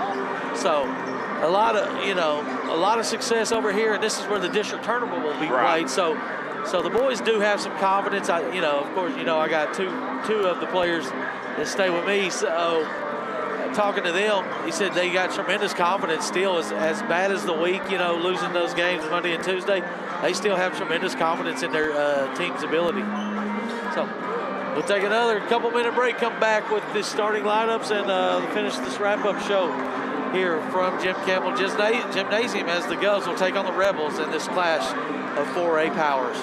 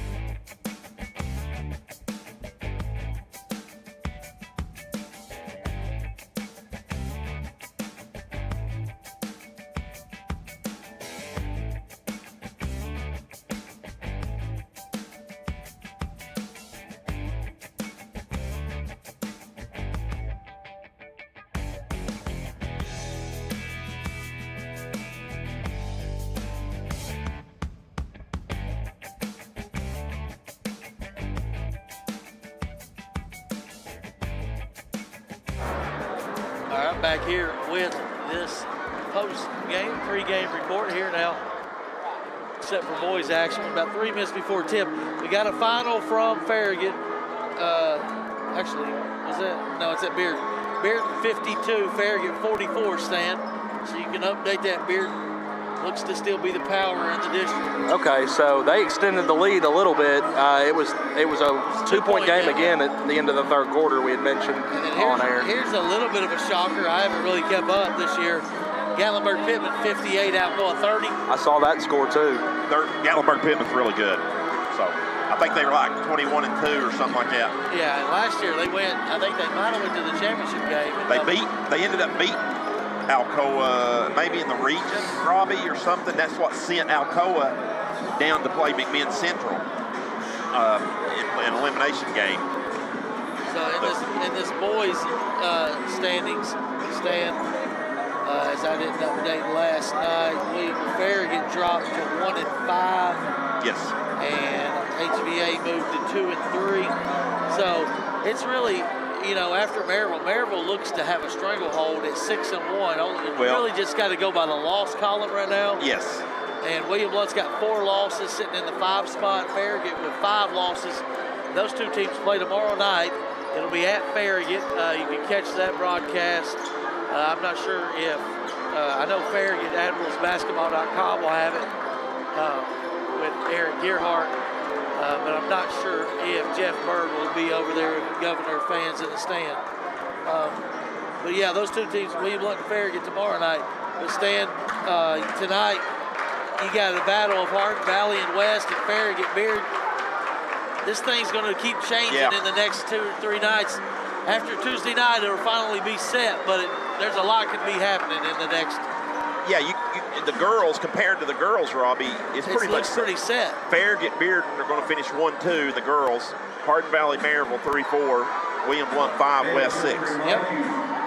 But this right here, as you said, this boys contest, it can go anyway. Maryville with a record of 17-6 on the season. William Blount 17-7. Definitely a couple of the top powers, especially after you see how Oak Ridge lost to Carnes the other night. You saw Morristown East lose to Daniel Boone. Sevier County and Heritage go to overtime last night after Heritage blows a 9-point lead late. Just tells you probably the best 2 teams in East Tennessee are probably going to come out of this district. I think so. That's the thing, Robbie. If you can survive your district, you've got a chance of going to the state. Yep. Tonight's starting lineups brought to you by the Lawn Butler of Knoxville, your one-stop shop for all your landscaping needs. 777-1755. William Blount will be in their all-blue road uniforms. Maryville will be in all white with red numbers. William Blount will have blue numbers, or black numbers trimmed in orange. Ladies and gentlemen, please welcome to tonight's TWSAA District 4 4A. This is a District 4 4A matchup. And we mentioned William Blount's won 2 games in a row over here at Jim Campbell Gymnasium. Starting lineups for William Blount. Number 4, senior Trevor. Number 0, Nick Hodge. Number 4, Trevor Scarlett.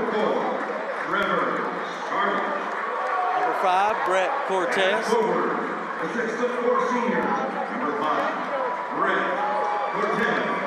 Number 11, Grady Robertson.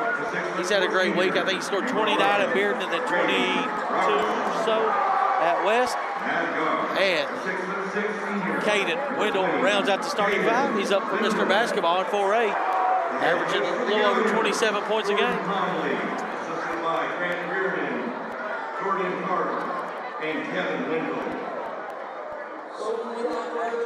Head coach Kevin Wendell, assistants Jordan Tarver, Jordan Conley, and Grant Reardon. Mentioned they're 17-7, and now the Rebels will play their introduction on the video board here for the home crowd. Looks like the student section has filled up pretty good for both sides tonight. Upper deck completely full on our side stand. A little bit of area at the top. Lower deck completely full. Not much room anywhere. No. As expected here.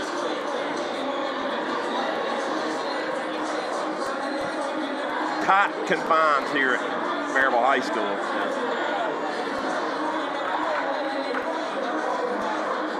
I see Coach Randy Lambert back tonight. He was not here last Saturday night. I come over and watch Maryville and Farragut go to double overtime. Really? And Lambert was not on the bench, so. I wonder where he was. Sick or? I don't know. Just didn't see him because, you know, he's a staple now. Yeah. Here's your starting lineup for the Maryville Rebels. Number 2, Braden Hazelbaker. Number 4, Alex Aker. He's a big man in the middle, is 6'9". Number 22, sophomore, Eli Owensby. Number 23, also a sophomore, the floor general, Jonathan Woodley.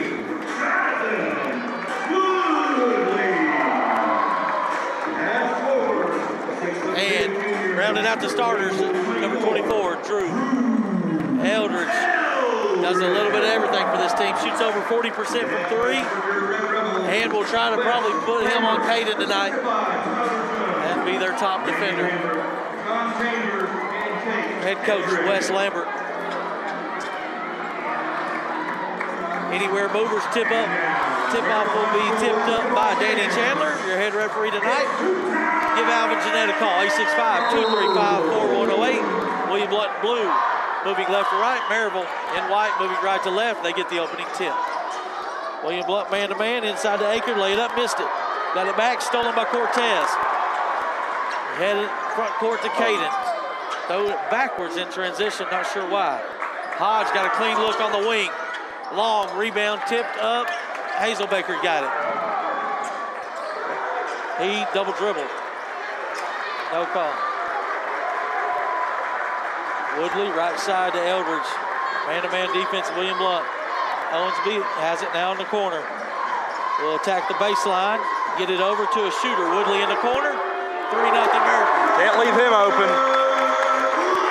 Baseline penetration and an easy shot from the corner once the help came.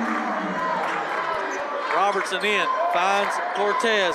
Cortez will attack, gets in deep. Now he's got it posted to Wendell. He'll look, they're gonna play straight up. Kicks it to Grady, corner 3. He'll match it. That's an answer. There's your Party Zone 3 ball brought to you by the Roll Arena. It's 3-3, 1 minute in. Good for Grady to get going early. Right side out by the M. This Hazelbaker. Left-handed pass out to Woodley. Left side goes to the corner to Eldridge.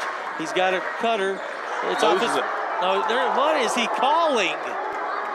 Scarlett not happy with it. I think everybody in the gym saw that one. He made a bunch of bad calls in the girls' game, and he's off to a great start here. Lob it into Akert. Back to Owensby up top. Woodley's got another one. Short rebound, tipped out into Woodley's hands. Got a rebound Tuesday night. Gave up 18 offensive rebounds to Beard. There's a brick thrown up by Owensby, chased down by Robertson. Head to Cortez. He's in the middle of the court. He'll hand to Wendell. Wendell guarded by Owensby, now to Scarlett. He'll flare it over to Cortez. Fires a 3 strong. Woodley with his second rebound into the front court. He passes the left side to Owensby. Hesitation dribble. Back to Hazelbaker, guarded by Hodge. Left side, Owensby, he'll attack the baseline again. Get in deep, shot up, no good, rebound Cortez. 5:50 to play, we're still 3-3. Front court to Scarlett. Pump fakes the 3, finds Cortez. Over to Hodge. Hodge is fouled by Hazelbaker, I believe, on the penetration. Be the first foul of the game. It will go against Hazelbaker. Yep. Blount's basketball on the baseline under the basket. Scarlett will trigger it into the corner to Cortez. Back to Scarlett. Needs to get out of there. He'll get it Dribble it over and survey this man-to-man defense of the Rebels. Get it in the corner to Wendell. Wendell will attack the baseline, take it strong, lay it up, There we lay go. it in. Govs got their first lead. It's 5-3. Yep, good job, Wendell, being aggressive inside. Yeah, he tried to turn, recognize the double team, and went straight to the hoop. Hazelbaker, inside pass to Akert. It's going to go right side, kicks it to Owensby. Pump fakes a three, attacks, lay it up, lay it in, 5-5. Good concentration, Owensby. Strong take, he took a bump and finished. Dribble handoff, Cortez has it. Over to Hodge. Hodge inside to Wendell, shot up, shot no good, rebound. Cortez had it. That's a foul. Owensby's going to pick up a cheap one. Yeah, crashed into Hodge, so Blount gets that one. It's going to be Henson checking in for Cortez, I believe. It will be.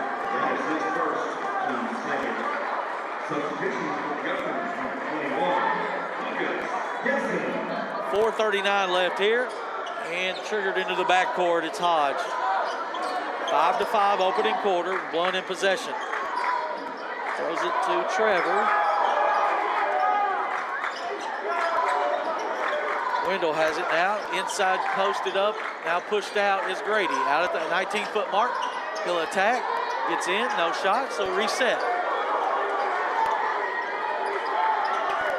Dribble handoff. Hodge has it. Guarded by Hazelbaker. Out by the M. Finds Henson coming off a screen, catching fire. Left side, no good. Rebound into the hands of Owensby. Inside to Akert. He's going to attack, lay it up, lay it in. Too deep. We can't defend right there against him. 7-5, Maryville. Grady attacks the baseline. Over to Henson, up top. Now to Grady. Spacing not good. Grady will turn the corner though. Shot up, foul on Woodley. It's going to call a push. It's first team's third, Robbie. So I think this should be shooting as well. Grady looking to tie it up. Grady Robertson at the line for lane one, shooting two.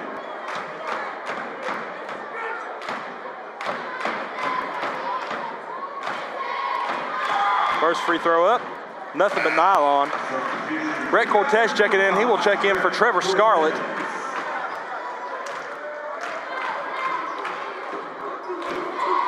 Grady second toss. Good. 7-7, 3.5 to play. So this is about as big as William Blount can go. Got a mismatch now. Woodley finds Eldridge inside to Akert. Pump fakes, it's double team, spins. Cortez, I believe, they're going to get. Yeah, I think Cortez on the reach. It will be. And in the act of shooting, so Alex will go to the line. Looks like Lucas Robertson set to check in for Maryville after this first free throw. First free throw by Akert is good. Robertson will check in. He's going to check in for Eldridge. Dabrowski checks in for Hodge. So I said that was as big as we could go. Actually, this is as big as we'll be. Everybody over 6'1" in the lineup for the Governors. Second toss, good. 2 for 2 from the line. Robertson will have to run the point, though, with this lineup. Dabrowski has it. William Blount in the front court. Left side, there it is. Wendell. Pump fake. Oh, good poke out. Owensby steals it into the hands of Robertson. Over to Hazelbaker. Just let him step into one. Tipped up, rebound. Stolen by Dabrowski. Dabrowski quickly into the front court. But Hazelbaker hustles back and knocks it out of bounds. Yep.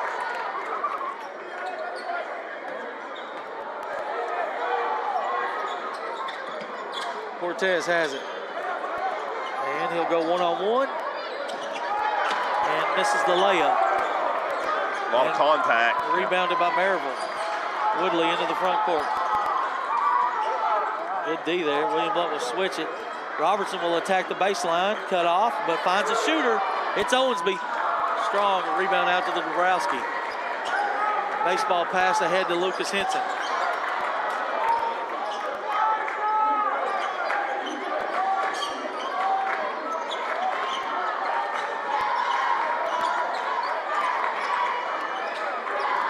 Henson guarded by Akers. Reached in, tough two by Lucas. He made it. There we go. 15-foot fall away, and it's 9-9 with 2 minutes left. We got a foul, I think, in front court. On maybe. Hazelbaker, that's number 2. No, They call Dabrowski. it on Dabrowski. Oh, I agree, Robbie. He was pointing right at Hazelbaker Yeah. as they were separated there, but they weren't really close together. But well, the way they all reacted, I thought, well, maybe they called an offensive foul. well, I didn't see what happened, so I I can't. didn't either. Robertson finds Owensby, lay it up, lay it in. Maryville back on top. 11-9, 1:48 left here in the opening quarter. Much like the first quarter over at William Blount, back and forth. Dabrowski will attack. Hazelbaker shot up, no good. But Grady almost got the board. Into the front court, here come the Rebels. Lay it up for Hazelbaker. Yeah, he was Fouled by fouled and Dabrowski. one. That's Dabrowski with 2 quick fouls. He's going to have to come out. Hodge will check in for him. In for the Rebels, Will Jones. He will check in for Owensby.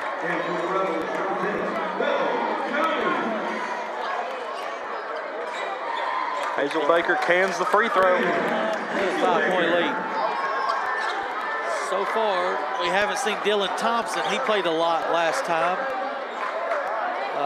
for Maryville. These two teams played. And Garmin will relieve Akert at some point. We know that. Inside to Wendell.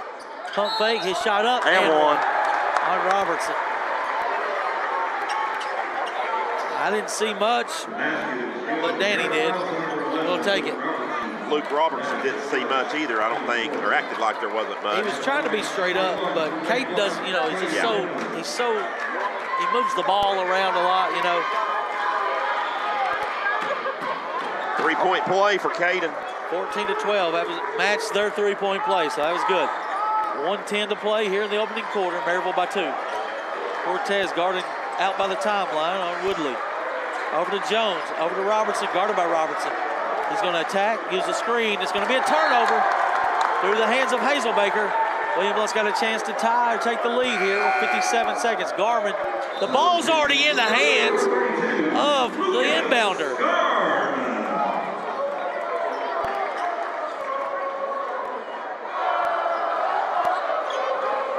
I don't know how they let that substitution happen. Grady on a flare, gets it, deep 3. Got it. And the Govs lead by 1 on the party zone 3 ball by Roll Arena. Woodley into the front court. Robertson fires a 3 to match. No, backside board, taken by Hodge. 30 seconds to go, quickly into the front court. Hodge, left side Trevor. Thought he was going to pull. Garmin just shoved Cortez in the back. That's a shooting foul. Cortez.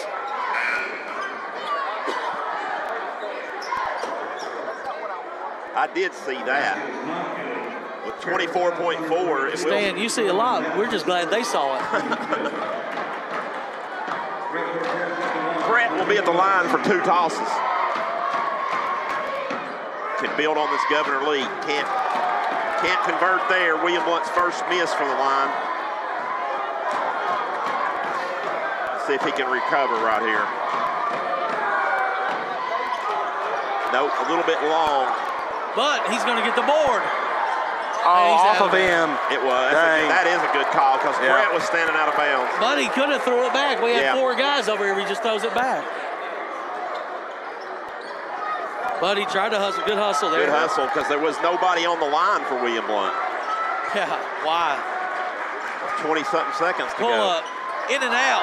Rebound Grady with 10. Crosses over, head to Caden. Caden will attack. Lay it up, lay it in. 5 seconds. Hazelbaker, 3-quarter court. Just short. Your score at the end of one, William Blount 17, Maryville 14. We'll take a 60-second break.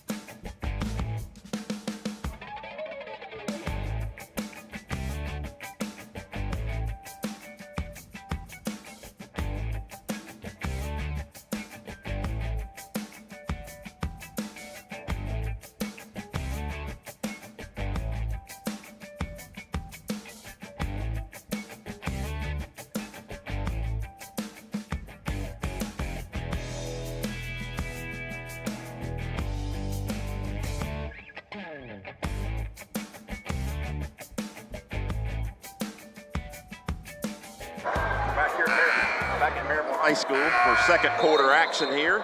Robbie, got a shout out to John Young watching it home, I think, probably with Carter. All right. So give him a shout out here. Good first quarter for William Blount. It'll be basketball. And Johnny Morgan over at the Green Meadow Clubhouse got it on in the clubhouse. All right.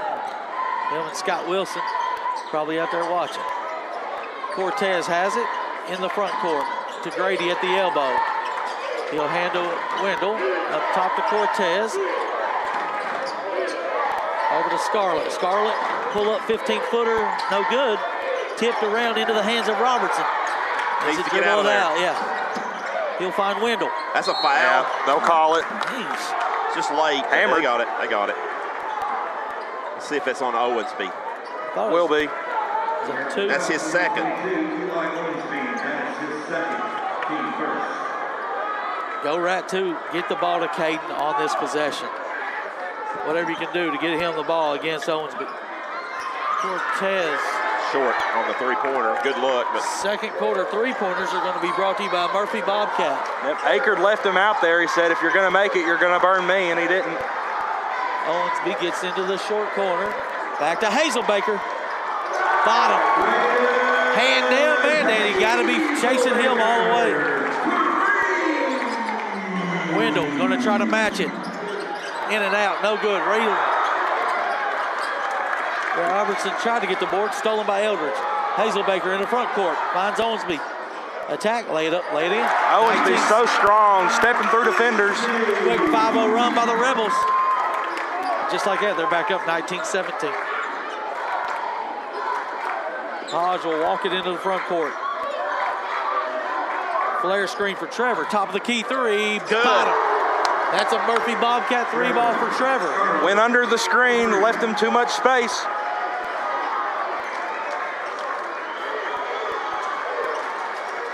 Owensby has it left side, guarded by Robertson. Hazelbaker up top, hand up. Akard at the high post. He will pick his dribble up, find Woodley. Woodley back to Owensby. He's got Akard inside. He will get it to Akard. Akard, will he power it up? Nope, he'll kick it out. Owensby, in and out, no good. Rebound, G-Rob. He'll put it ahead to Trevor. Trevor back to Caden. Caden over to Grady, inside, 2 points. Mid-range magician. That one a little closer inside. That's where Blount is at their best when they're running. Right. Yep. Can't slow it down. There's a near deflection there. Hazelbaker has it out by the end. Back cut, Eldridge. Good contest by Grady. Yeah. But a better finish by Drew Eldridge. Robertson will attack, lay it up. Laying in. Grady feeling himself so far tonight. Grady with 12 points here in the first half already. Illegal screen on Akard. That'll be called. And West does not like it.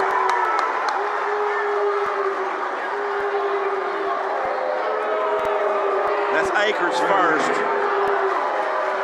He had a little lean to it, just a little lean to it. And that's what created the call. What are you doing?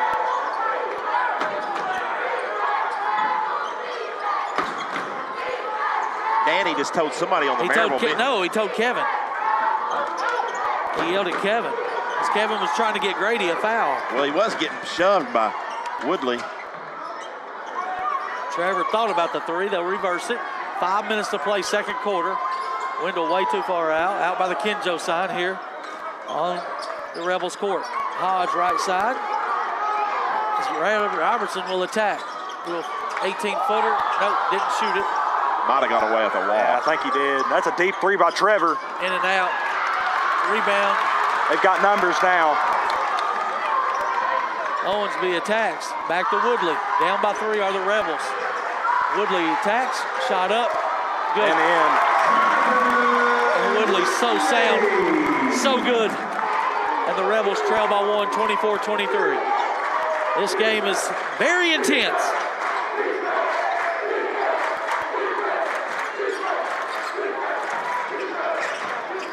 I don't know how he can just, how can he continue to hold him?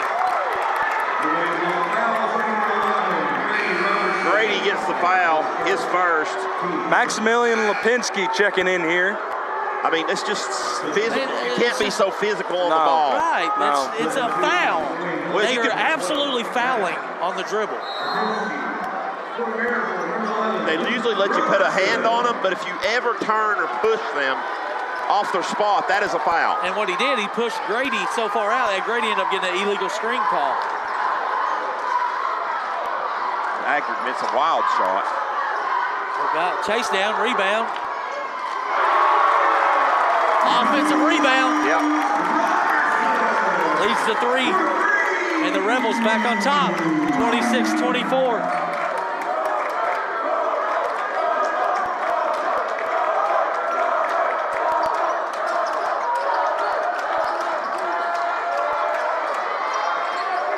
That's gotta be a foul. They will call it. Lucas Robertson picks up his second. Dabrowski set the check in. He will come in for Hodge.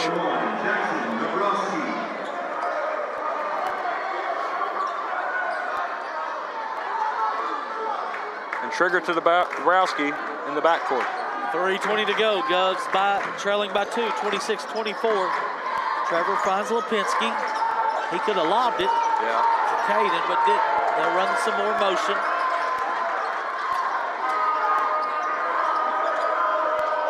Double high ball screen. Caden turns it. Can't get the shot up. Pull up jumper. Wendell good. Hand in his face doesn't matter. We're tied 26-26. Caden with 9. Dabrowski will get the board. Deep contest. Trevor needs to get all the way to the rim.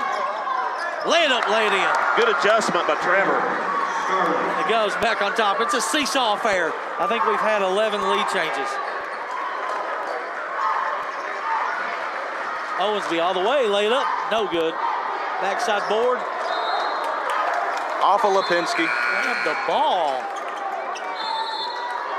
30-second timeout by the Rebels. This one's going to be brought to you by Blevins Realty Group, making buyers and sellers happy. 30-second break.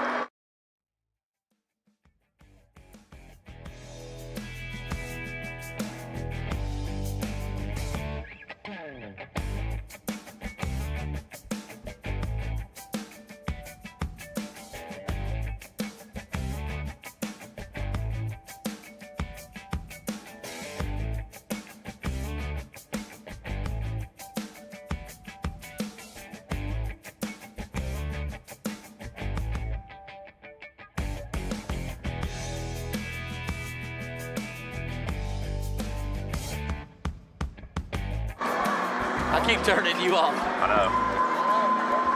We're back, Robbie. All right, 28-26, Govs by 2. 2:21 left here in the opening half. The Rebels will bring Woodley back in, and he'll trigger underneath to Ackert, back to Woodley. He'll get to the elbow, pick his dribble up, find Owensby in the corner. Oh, boy. Did he walk? No, too deep, though. Oh, he losses it going back up. And rebounded by Hodge. Gotta be a foul. Nothing called. They're not calling anything on him.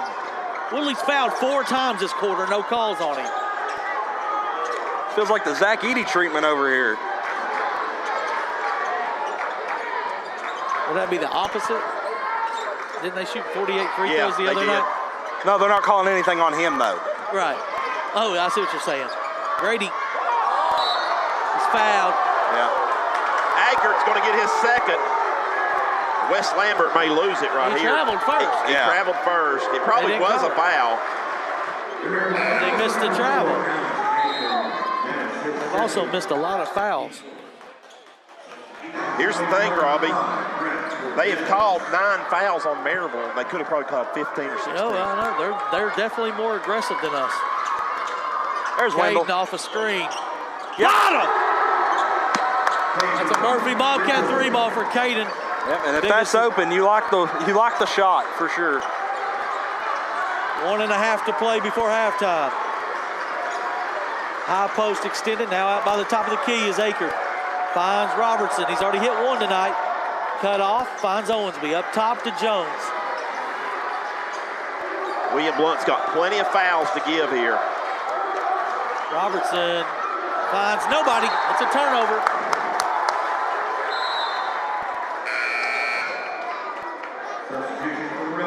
Did somebody just throw the Someone ball? just shot that, I think, in the student section, so they might end up finding a way out of here.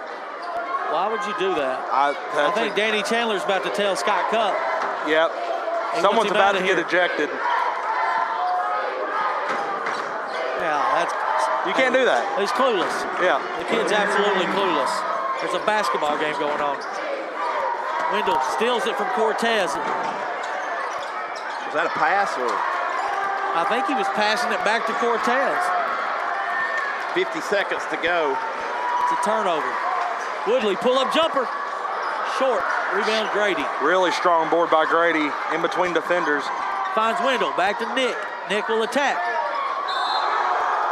He's hammered in the face. They've got to call it. They do. It's on Will It's going to be on Jones. Will Jones picks up his first. That'll send Nick Hodge to the line. That's 5 team fouls. Yeah, he certainly walked, but he got hit right in the face. And of course, they're going to see 5-1 on the foul count, but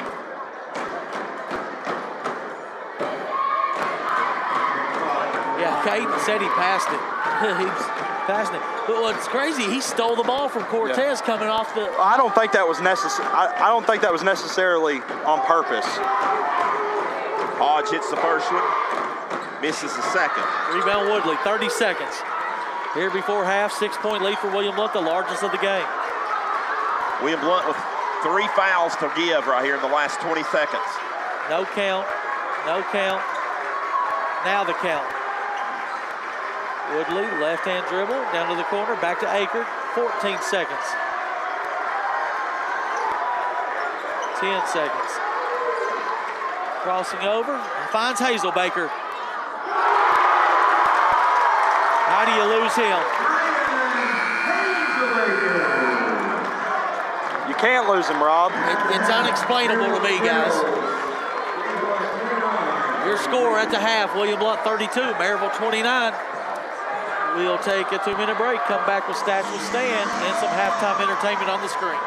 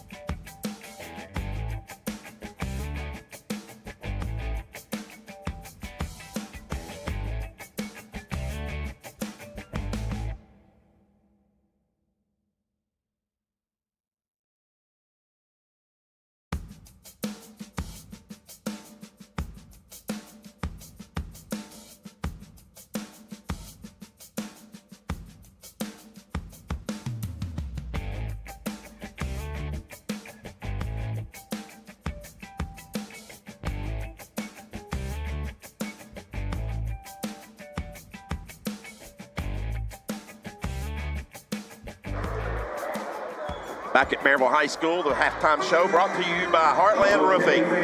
And be sure to give Nate a call and at Heartland Roofing for any kind of roofing needs, free estimates, as free quote as well. Here are your first half statistics. Stats with Stan, of course, brought to you by Tim Tipton. Tim's a good realtor here in the Maryville area. Any realty needs, be sure to give Tim a call at 865-984-1111 is his number at the office. First half scoring for the Governors, first of all. They're led by Grady Robertson and also Caden Wendell with 12 points each. That's 24 of William Blount's 32. Trevor Scarlett has 5 points. Lucas Henson with 2, and Nick Hodge has a single point to make up the 32 there for the Govs. 4, 3, 2, 1. The Maryville Rebels are led by Braden Hazelbaker with 9 points on the night so far. Eli Owensby's added 6. Jonathan Woodley with 5. Alex Akard with 4 points, 3 points from Luke Robertson, and 2 points from Drew Eldridge. And that's a total of 29 for the Rebels. So very good first half of basketball between the two teams. 32-29 is your halftime score. We do have a score over from West Knoxville. And Bearden leads fair, get 11-8 at the end of quarter number 1 over there. And so we'll remind you that tomorrow night William Blount will travel to Farragut. Hope you can go over with them and watch that game. We'll be back here on Monday night at the Marv on the Gov Nation Network watching, or when the West Rebels come calling to William Blount. We'll take another 2-minute break, and you're watching right here on Gov Nation Network and listening on AM 1470.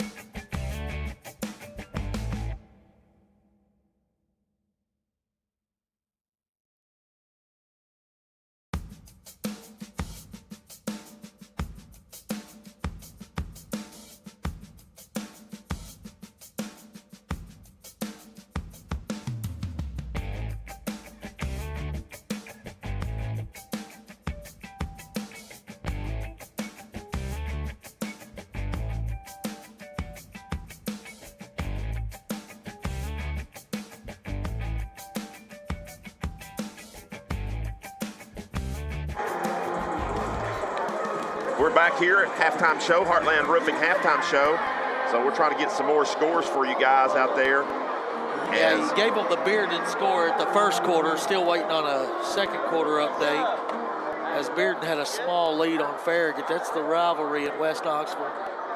Alcoa leads by 2 at the half over Gatlinburg-Pittman in boys action, as the girls lost earlier by 30. So that's a battle of Ty Glasper versus Javin Carter. That's a very high entertaining game right there. I think a lot of people are there or they're here tonight. Couldn't go wrong. That game's at Alcoa, right? Yeah. You know, those two teams turn around, I think, and play again next week too, Robbie. They're kind of in the same situation. But, Oak Ridge leads Campbell County in the first quarter. After the first quarter, 16-7. They lost Brendan Scott, their senior leader and one of their best shooters, did the Oak Ridge Wildcats, and it's you got to really see how that Oak Ridge team is going to respond after losing him. Fulton at the end of one leads 24-11 over Carter. Fulton and Austin East play tomorrow night. Alcoa beat Austin East. I saw that. And a bounce back game for them.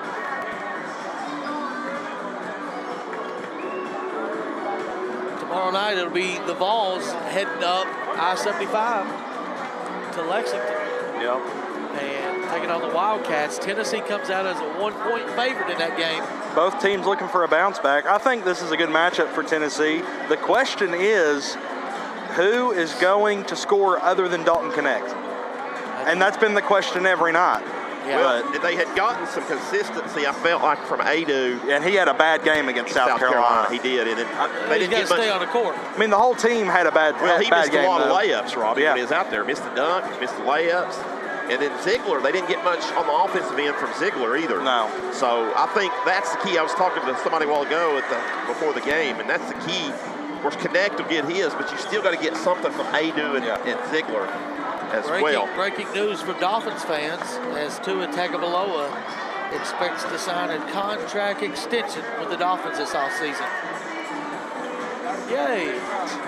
Yeah, I know a lot of people. I don't know.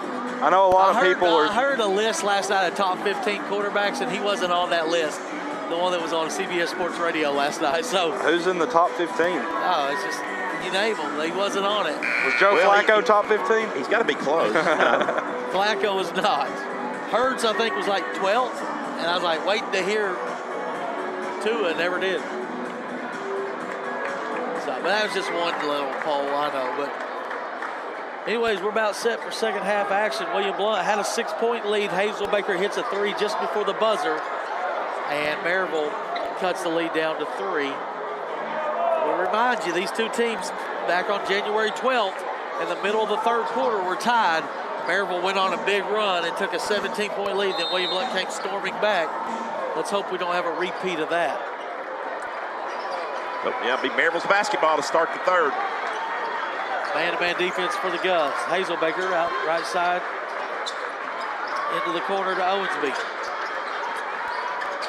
He's going to go baseline and find Woodley. Reverses it over to Eldridge. Eldridge got a lane wide open, missed it. Jump ball got to be called. Be William Blount's. This guy right here doesn't call it. Like, what is he hearing?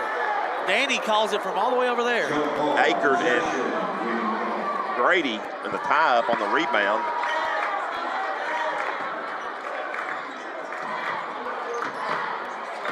Robertson has it. Up top to Cortez. Right side to Trevor. Inside to Caden. Caden, half hook.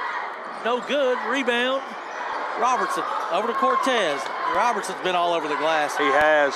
Trevor Strong on the 3 ball. Tipped out into the hands of Owensby. Hazel Baker into the front court. They'll trap him. Get it out of his hands. Back to Owensby. Now to Woodley. One extra pass to Eldridge. Gets deflected by Trevor. Yeah, good deny by Trevor there because there was a wide open shot in the corner. Owensby will find Hazel Baker. Back to Owensby. He'll attack the baseline again. Kip it across. One extra pass. Eldridge 3, no good. Rebound Robertson. Robertson got hit Lost in the face. handle. Short. Hazel Baker, nice tip out to Owensby. His pull-up jumper. Nope, pump fake. And now he shoots it. And scores. Yep. Grady left the baseline open. He just stepped through it. Trevor finds Nick in the corner.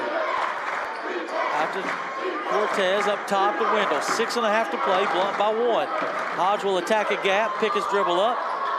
Hazel Baker lands on him. No call. And reset the offense.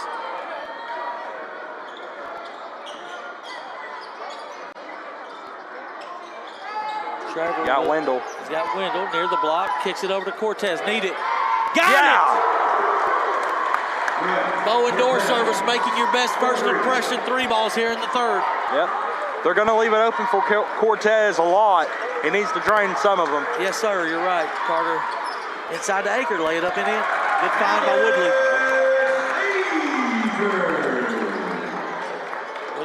quick. That's a foul on Owensby, his third. And you really haven't seen that called all too much this year. At least on Wendell. They'll call that one, though. That will be his third, as Robbie said. So Eldridge will come out, Robertson in for the Rebels. who came out? Eldridge came out. They left Owensby in there with 3? Yep. Okay. Trevor, they're going to put him on Trevor. Now he's on Grady. Grady needs to attack him.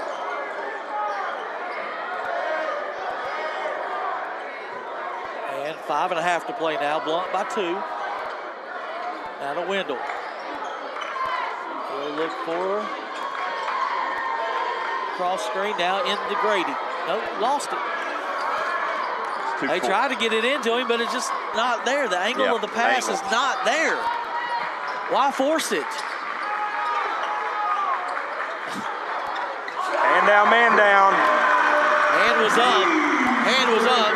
It was a decent contest, but not enough size on the elevation that Hazelbaker has, and Maryville back on top.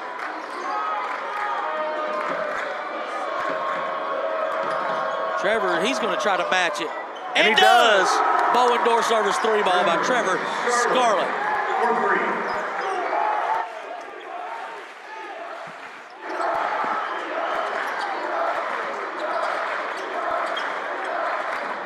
Owensby has it.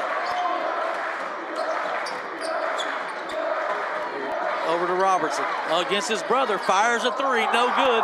Off of Wendell. Out of bounds. It's the right call.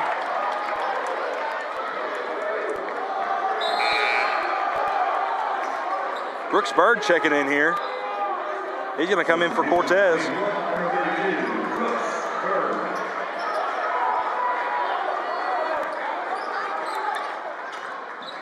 Owensby will throw it to Woodley. Inside to Akard. Shot up. Too deep. Had inside leverage. He catches it down that low. Yeah. It's, Unless there's a guy in front of him, you don't like the odds, even with a guy in front of him. right there at the 4-minute, Robbie, tied up. Wendell gets a nice 2 in there. Put us back up by 2 with 3:52 left here in the third. Woodley will attack. Missed the layup. Off balance going in. William Blount with numbers. To Trevor in the corner. Pump fakes the 3. Over to somebody. Somebody's open. I tell you what, Owensby is very aggressive with those 3 fouls, isn't he? He was. The Rebels have just been aggressive all night. Put that up, Brooks. Brooks Bird chases down the offensive rebound. Hodge 3. No good. Needed that. Big. Yep. Needed one of those 2 to go. That'd have been big. 3:15 to play here in the third. Here comes Woodley into the front court. Inside. That's going to be on Bird pushing. Yep. That's a good call. I saw it. But I'm okay with that. I'm okay with that. That's William Blount's first. Yeah, first 3 minutes left in the third quarter. Because he catches it that deep, it's going to be 2 points. Yep. Akard catches it. He'll attack. Picks his dribble up, though. And resets out top with Owensby. He's going to turn on Scarlett. Lay it up. It's illegal screen. Akard looked like he took Brooks Bird out. Somebody did. Brooks went flying. I didn't see who it was. Owensby gets a layup. It's 40-40. Wendell. He's hit. And one. A Bowen door service 3 ball. Randy Lambert just stand up, and that's a tech. You cannot do that, sir, assistant coach. Back off. Back off. Did they call a technical on Hazelbaker? No, on Randy Lambert. Oh, okay. So Luke Robertson, I think. It looked like they pointed at Hazelbaker. He was pointing confused. at the bench. Okay. Wendell gets the free throw. So that's the 4-point play. So I have 2 more.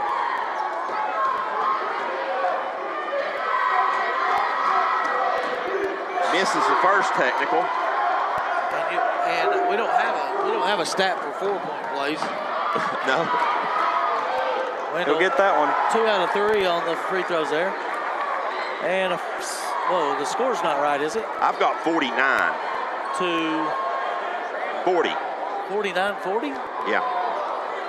They got 47. I think it is 47.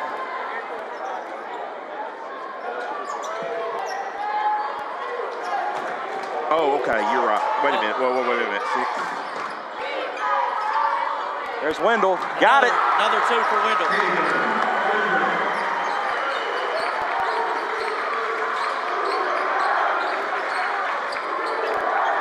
And West now has to sit down. There's a hold by Hodge.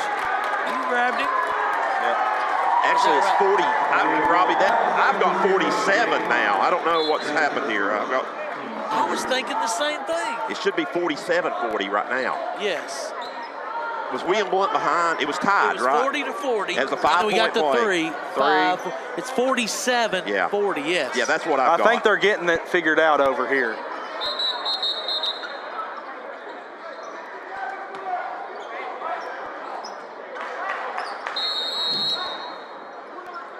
As they're ready for play, but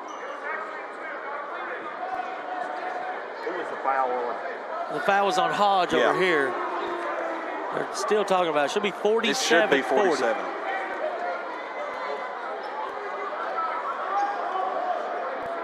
It's 47-40 because it was 40-40. We hit a 3. They've got it figured out. Okay, that's right. That is right now. Yep. Well, that is not right, guys.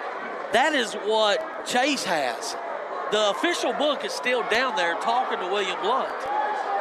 She has not told anything to the referee. And that's the book that matters in the whole gym. So what Chase has put on the scoreboard, we agree with.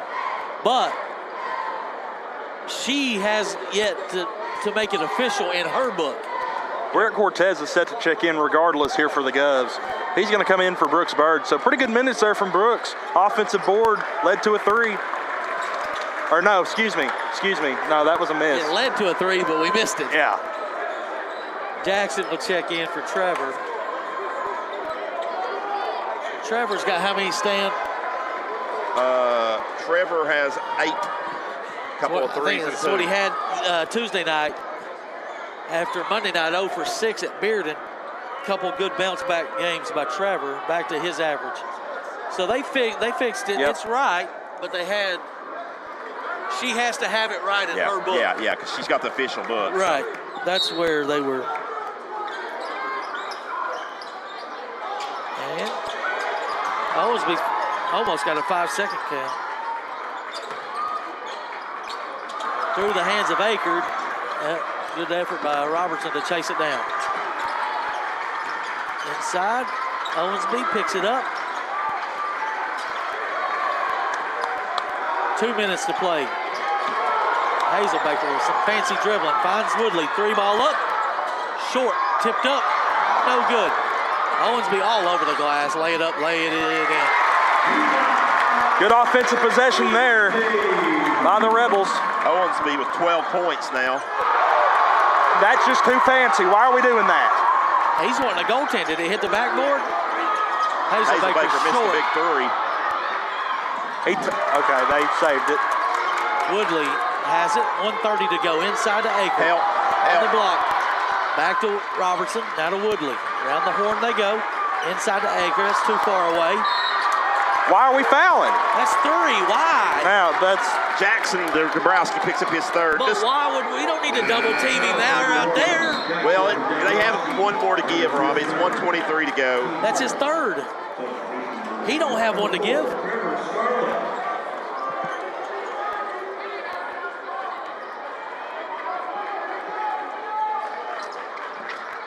Oh my. Owensby clean look. can't have that. Coach Wendell wants a full timeout. They're going to give it to him. This timeout is going to be brought to you by Circulation Station. Relieving pain with technology. Get 3 free treatments when you mention you listen to the Voice of Champions, AM 1470.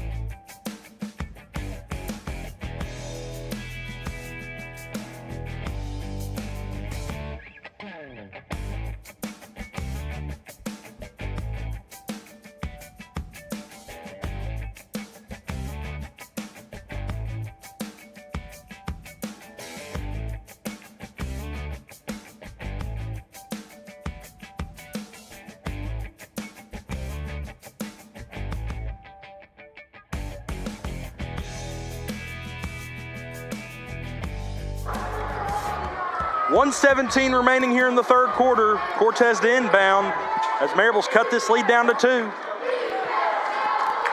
1:13 to go here in the third. Into the front court is Cortez.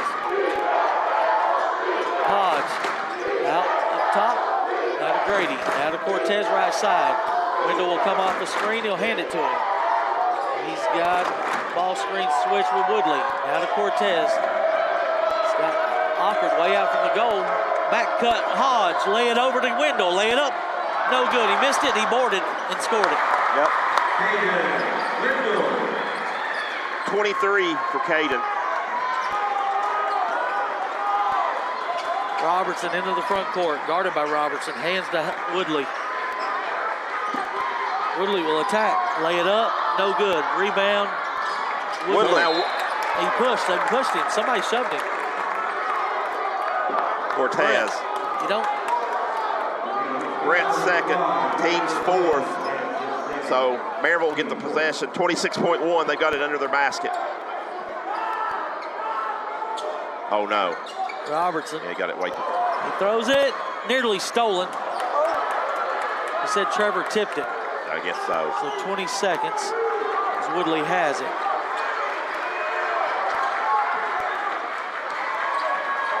Woodley finds Owensby. He'll attack the elbow, get it in, lay it up, lay it in. 5 seconds. A lot of contact, nothing called, and another 2. We're tied. 49 as Robertson gets a steal in the basket. We'll go take a 60-second break, go to the fourth quarter.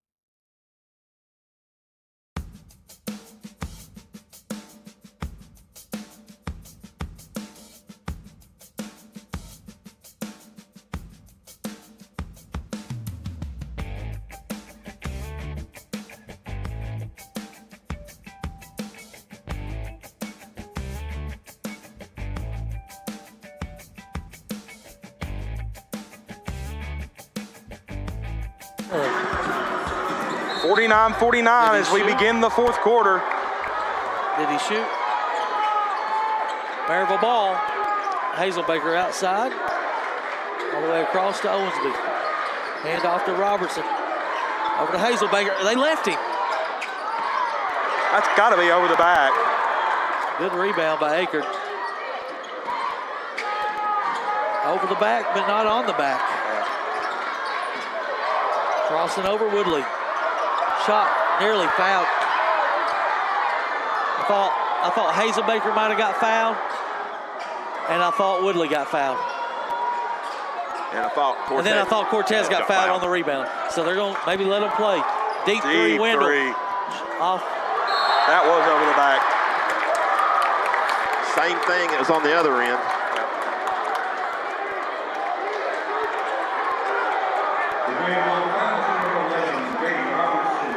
Grady's second. Team's first. Felt like that was the same thing Akert did. I don't know. I know there was contact on that one. I don't know if Akert contact. I felt like he just went over. He's got it. In a tie ball game with 7 minutes to play. Hazelbaker comes off the screen, gets in deep, lay it up, lay it in. Maryville's got the lead. Our first lead since early in the third.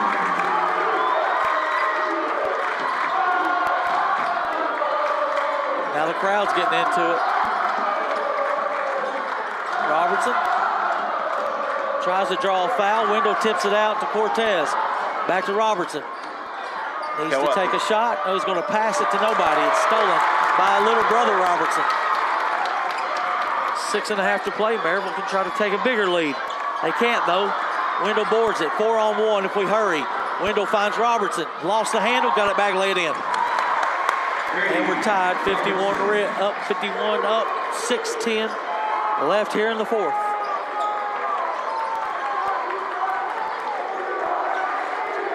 Owensby out on the M.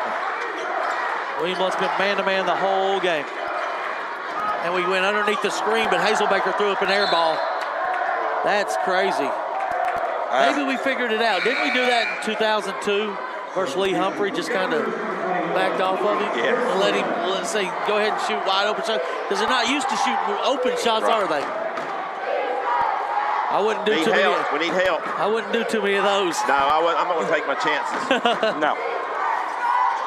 5:50 to go as Nick will walk it across the timeline in a 51-51 ball game. It's District 4, 4A. You know what that means. All these games down to the wire. Hodge with a nice dribble, gets in, finds Wendell, lay it in. Nice little slip and go by K-Dog. And nice find by Nick Hodge. So Blount goes back up. Seesaw effort back and forth. Caden with 25.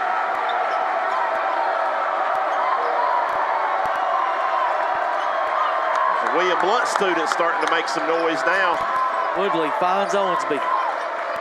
Left side, Robertson will attack. Finds Owensby. He thought about it, won't get it up.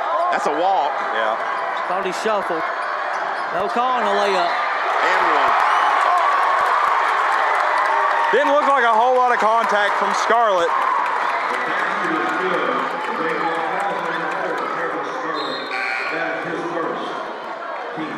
Dabrowski checking in for Hodge. And Owensby looking for a chance to give Maryville the lead. Scarlett's first. And he does.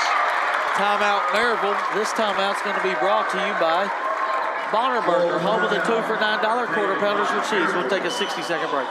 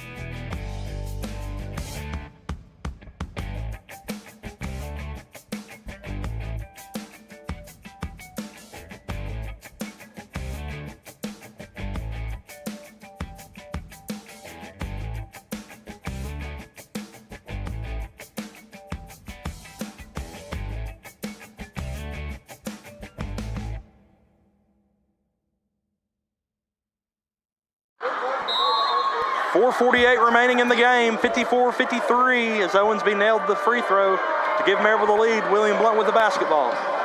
Down by one. Wendell off the screen, pump fakes. Takes it in, shot up, shot in. Back on top, 4.5 to play. Big night for Wendell, up to 27. 27.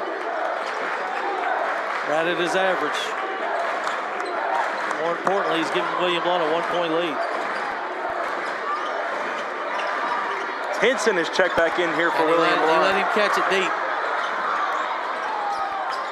Good D. That's two. They're going to get Henson over the back.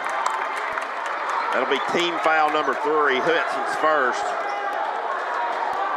But Maryville's yet to be whistled with one here in the fourth quarter. And only 3 in the whole second half is Maryville committed. One of them was attack, right? Yes. So yeah, really just two personal fouls. It's a bench technical. Kick to Woodley, corner 3.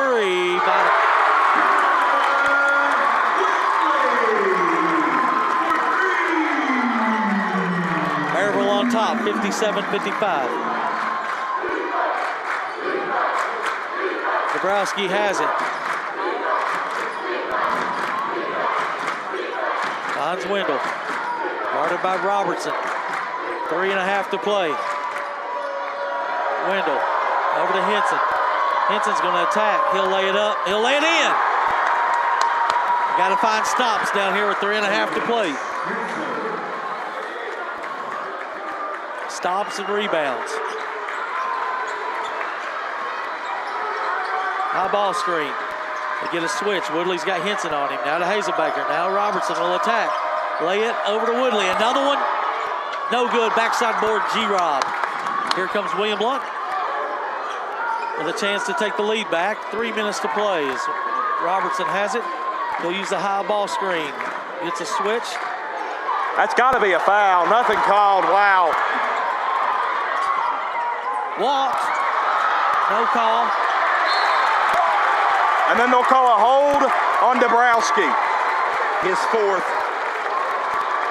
Maryville officiating at its finest, folks. Team's fourth. Now we got a technical. On who? I think Trevor. Oh boy, that's his second personal, and that'll put number 5. So 2 shots coming right here. I don't know what he did.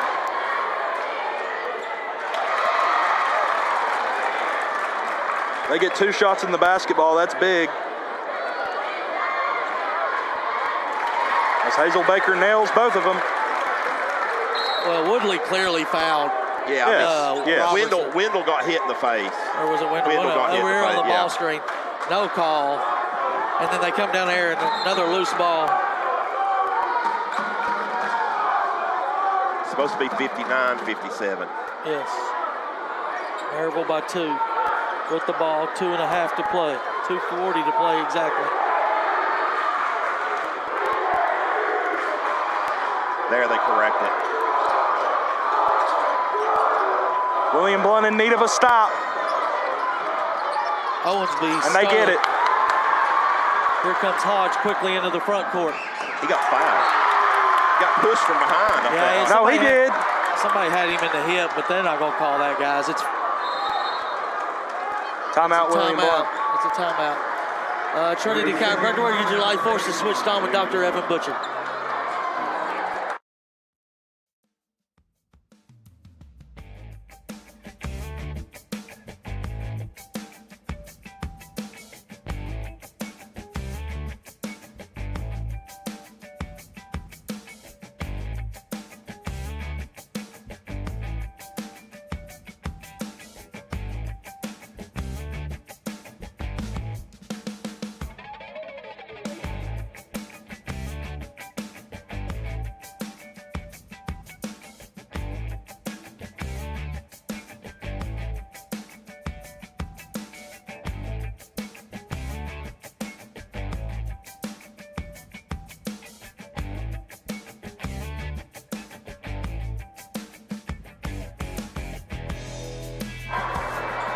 .228 remaining, 59-57.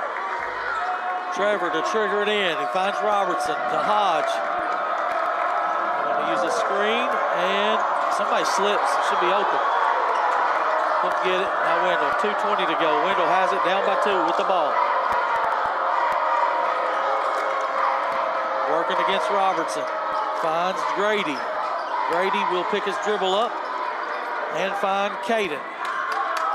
Caden will find Cortez. Back to Wendell. 3 ball. In and out. Rebound Cortez. We're tied. Crashing the boards, Brett Cortez. That was big. That ball was halfway down. It was.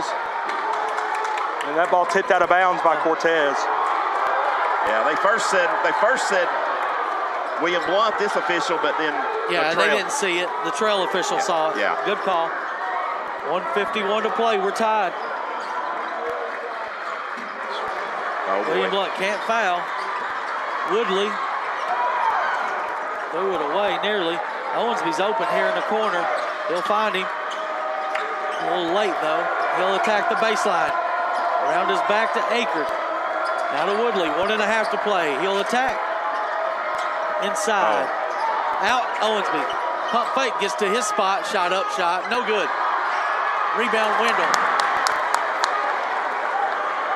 1:20 to play as William Blount's Wendell will give it to Grady.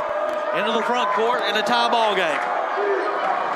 Nick Hodge now has it. He'll try to run a play. Over to Robertson, right side to Trevor. Trevor will give it to Wendell up by the M. 1 minute to play. What action will we run? I think it's going to be a high ball screen, maybe. Nope, dribble handoff here. 50 seconds to go. Hodge, guarded by Hazelbaker. I think they're going to hold it, Robbie. I think they're going to try at least. He's getting close to the backcourt line. Hodge gets in deep. Needs help, needs help. Timeout. 30 seconds now. Still trying to hold it for the last. Maryville's got 4 fouls to give. Robertson guarded by Robertson.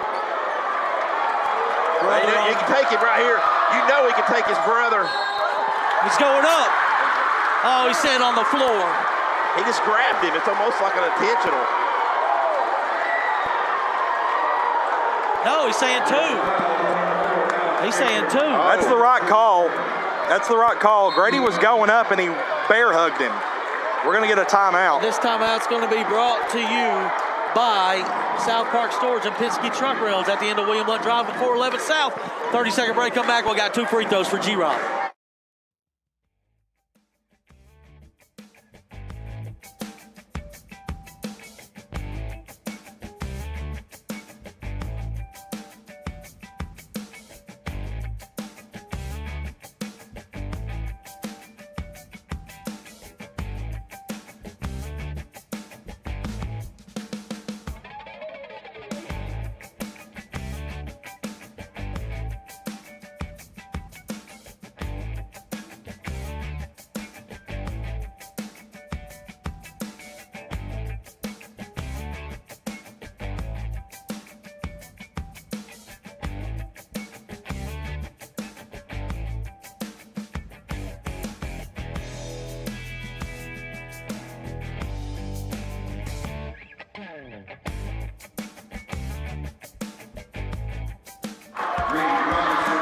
$13 and a half remaining.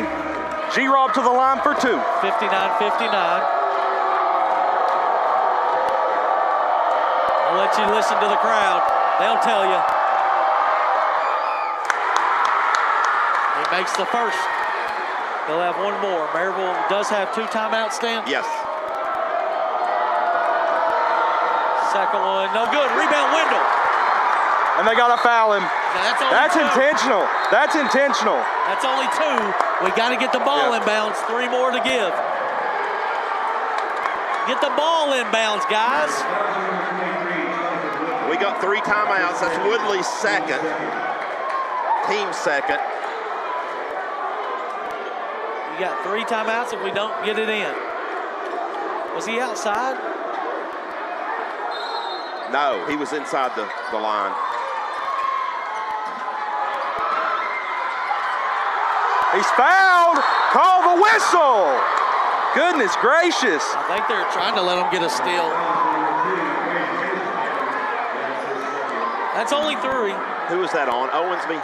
No, it was Lucas Robertson. I have no His clue. third.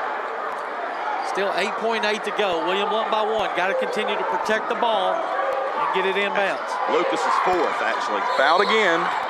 They're not even going for the ball. They almost got to call that an intentional. I mean, not almost, they need to. I don't know what that is. I've seen 1 intentional since I started doing this, and these are more blatant than the one they called intentional. The one where we tried to foul Bearden last year? Yes. Into him again. That one was a little closer. I think Robertson's fouled out. Now it's his 5th. I think the other one might have been on Hazelbaker's Okay, stand. Hazelbaker, his second then. Wendell to the line. William Blount by 1. He's got 2.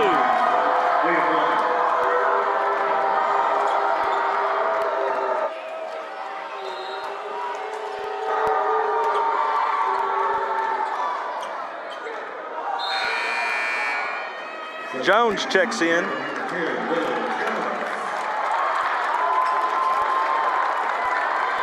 Some big free throws coming up for Wendell. This is the first. He's got 1 more. William Blount, no fouls to give. William Blount's missed 2 in a row here at the end of the game. Makes that one. Timeout, William Blount. This timeout's going to be brought to you by East Tennessee Insurance, your local independent insurance agency. We'll keep it here. 6.8 to go. Blount by 2. Maryville has 6.8 to get it. They might get it in front court and call another timeout. You don't know how they'll play it out. I know a lot of times in these situations, it's been Woodley for them, isolation.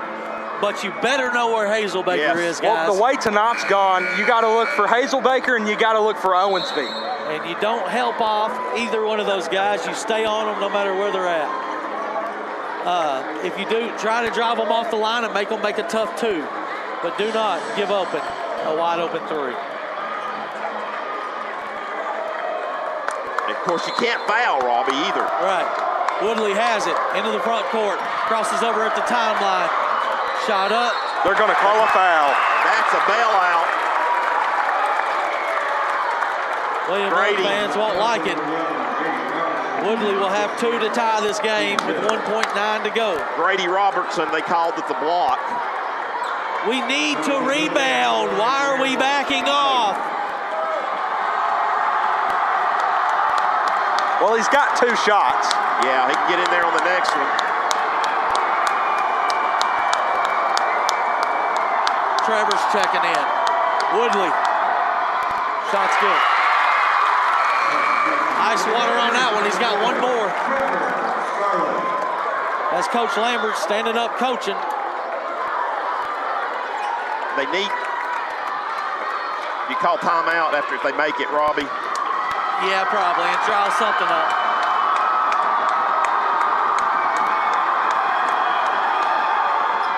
He makes both.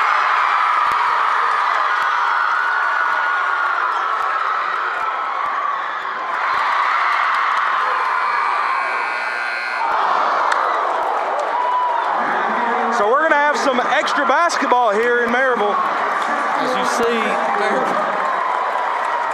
free throw, a foul gets called. Maryville makes both. We missed 2 free throws, Stan. 2 out of 4 at the end.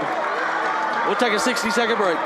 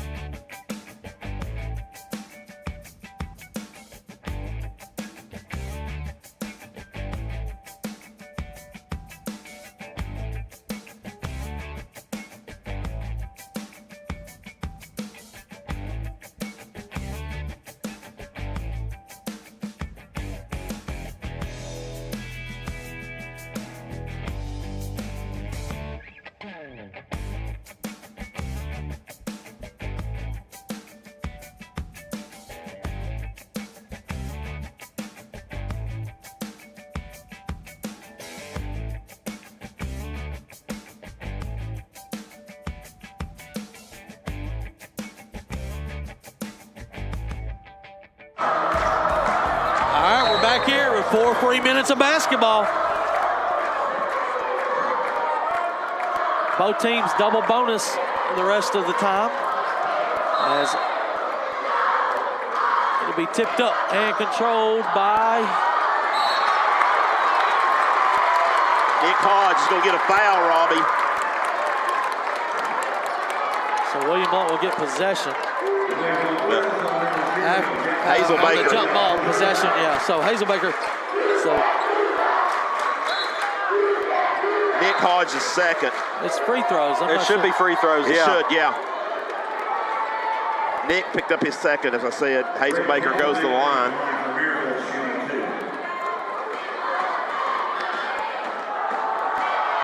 First one good.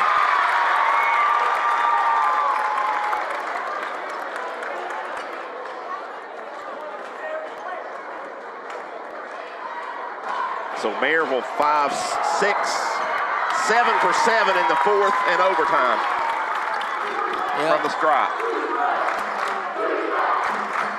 Actually, go back, Robbie. Maryville 10 for 10 for the night. No call? No call on that one. Wow. Okay, that's the same thing we got on the other side. What in the world are they doing? They just called a foul at the end of regulation.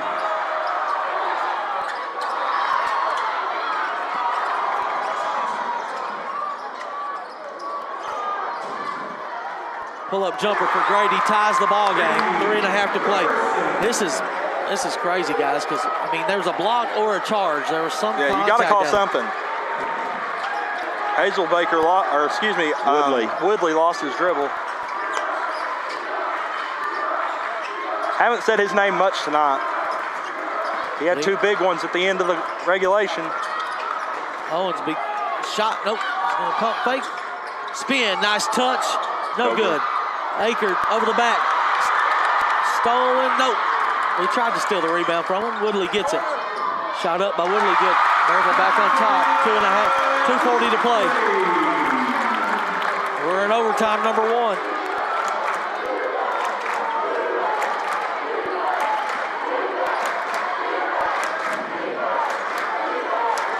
Hodge has it on the short corner. He'll get it up to Cortez. He's looking for Wendell. That's a tough angle. Good decision not to throw it. Hodge crosses over, gets into the paint, lays it up. He's blocking, foul called on Eldridge.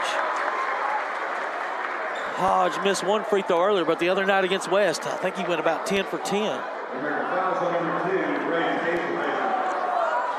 They changed it to number 2. Hazelbaker. It's his 3rd. 2 free throws for the senior, Nick Hodge. Got the first.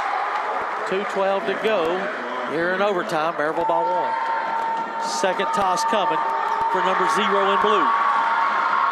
Got it. 65-65. Woodley. Poked away by Cortez. Where's he? He traveled. He did. What are we doing?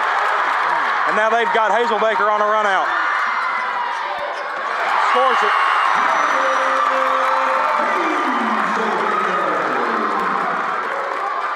I think we should have just backed it out. And now we lost it out of bounds. William Blount gonna need a stop.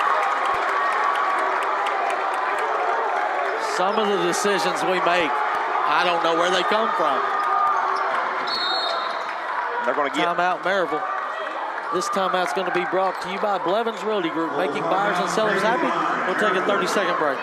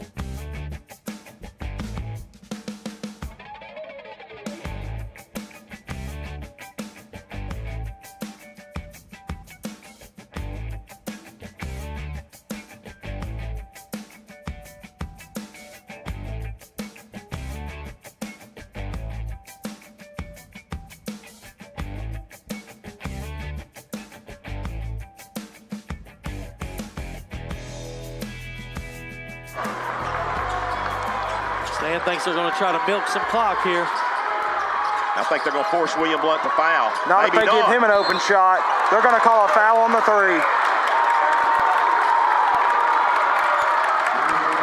Not even close. It's been borderline abusive tonight for these kids in blue. The calls that have gone against them and the calls that they haven't got.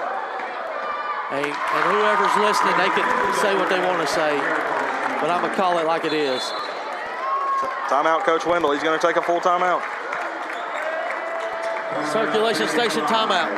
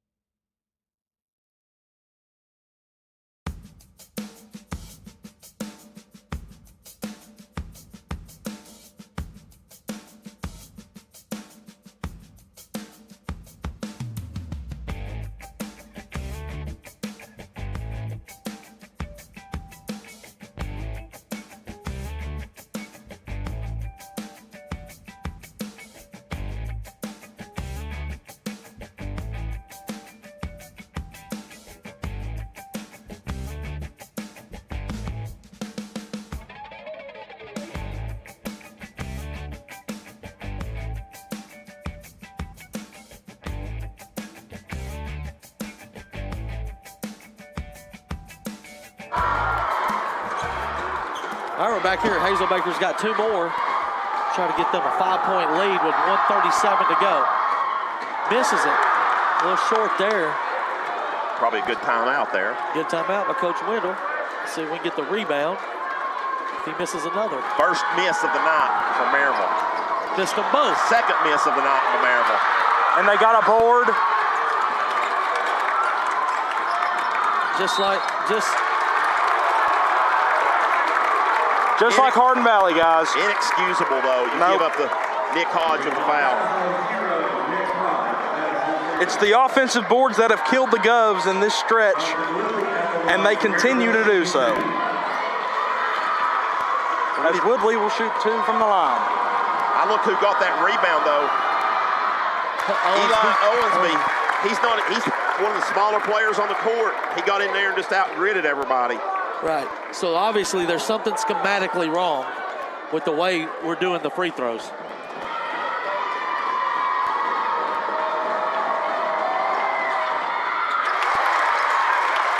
Five-point lead. 1.5 to play.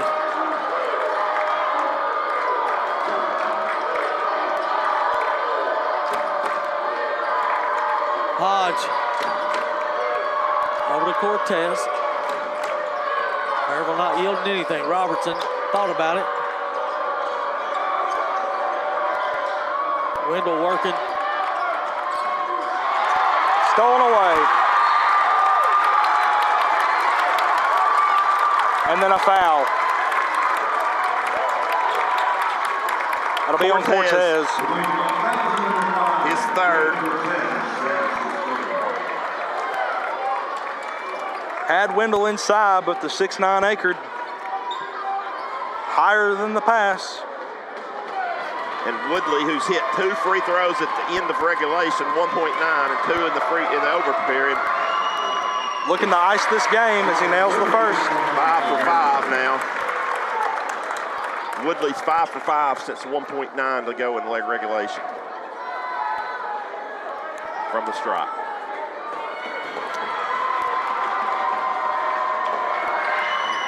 Six to 6.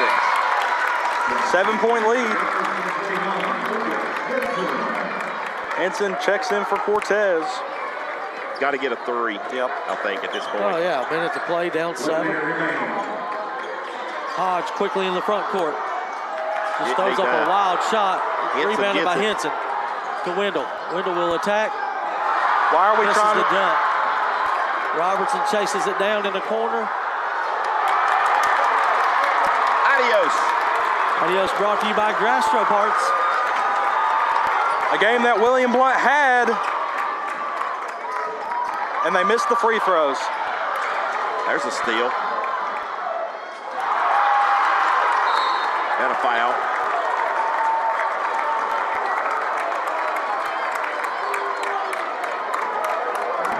Wow.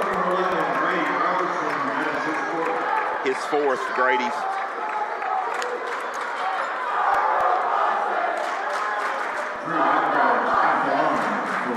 So Blount's going to drop to 2 and 5 in the district. And a battle for last place tomorrow night. Loser's going to possibly be the 6th seed. Which you don't want to be. Playing a 3 seed here at Maryville High School. Not sure who that's going to be. A West or a Bearden, probably. Robertson, 3-ball up, no good. Rebound, Owensby. Don't foul. No. And they do. No point. Grady just fouled out. Stan, I know you haven't kept track of it, but I'm going to tell you what I think it is. I think it's 7-0 in the overtime on the foul count. Wow. Well, it was 0 for Maryville until they had Right. 1. Then they had 1. Right. Then they fouled 4 times. They fouled on purpose, yeah. So it's at least 12. I can go back and look. It's probably like, I don't even want to look, Stan. Missed them both. Hodge shoots a 3. No good. Somebody Tipped just up. laid. Owensby got laid out. Is that Henson that tipped it in? Yes. The final score from Maryville High School, it's Maryville 73, William Blount 67. Overtime here for the Rebels, victorious. 2-minute break.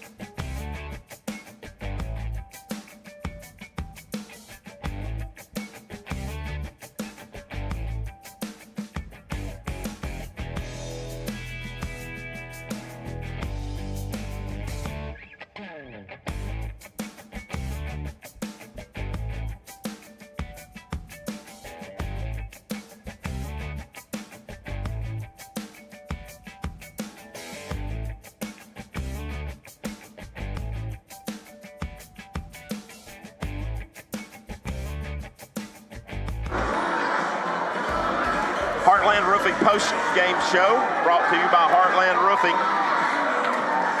Give Nate a call for all your roofing needs. 865-323-5933. Free estimates, free quotes. That'll take us right to Stats with Stan. Brought to you by Tim Tipton.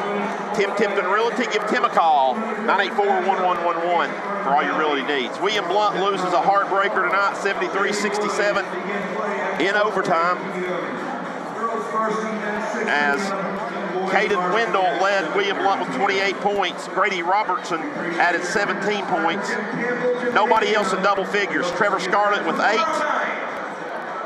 Lucas Henson with 6 points. 5 points for Brett Cortez. 3 points for Nick Hodge. That's a total of 67. It was 61 all in overtime. Going to overtime at the end of regulation. Blount outscored 12-6 in overtime.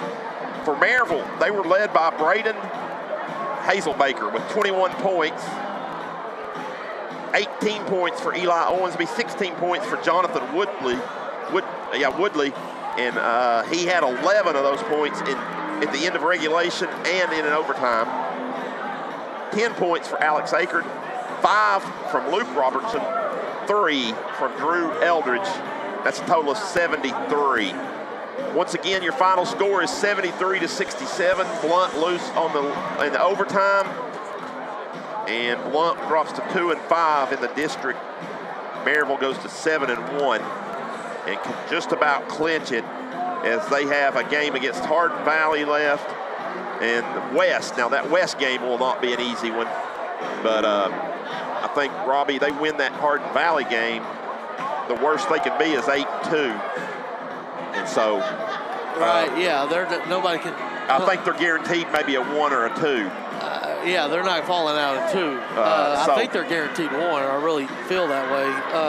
Well, they got to win out. I mean, they got to win at least one of them. They can't lose them both, because West and Bearden's going to beat Farragut tonight. Bearden's going to go to 4-2. West more than likely will go to 4-2 over Hardin Valley. But Maryville's played Bearden twice. They split. So. And then they beat West, but they still have a game. So I think they got to win. You know, they can't. Well, I mean, win one more they'll beat surely they're going to beat Hardin Valley, I would think. So you would think. Yeah, but you don't know. No. Tomorrow night, Gov's back in action against Farragut. Blount just needs to try to avoid getting in the 6th spot, Robbie. I don't know if it matters. I really don't. I think the only matters is 1 and 2. I think 3, 4, 5, and 6 are all equal. Yeah, so, well, I'm not going to say that. I'm thinking Maryville, West, and Bearden. I don't want to have to play one of those 2, 3 in a elimination game. So if you finish, who does Hardin Valley have wins over? Us and Farragut. Yeah, you might be right. I'd rather play Farragut or Hardin Valley in an elimination game. So Blount has to finish 4th or 5th. It doesn't matter. which one. But I don't want to have to play a Bearden or West in an elimination game, 3-6 matchup. So anyway, William Blount will get a chance tomorrow night to go to Farragut. Then Monday they'll be back home against West. We'll have that one on Gov Nation Network at 6 o'clock. All right, thank y'all for watching. God bless.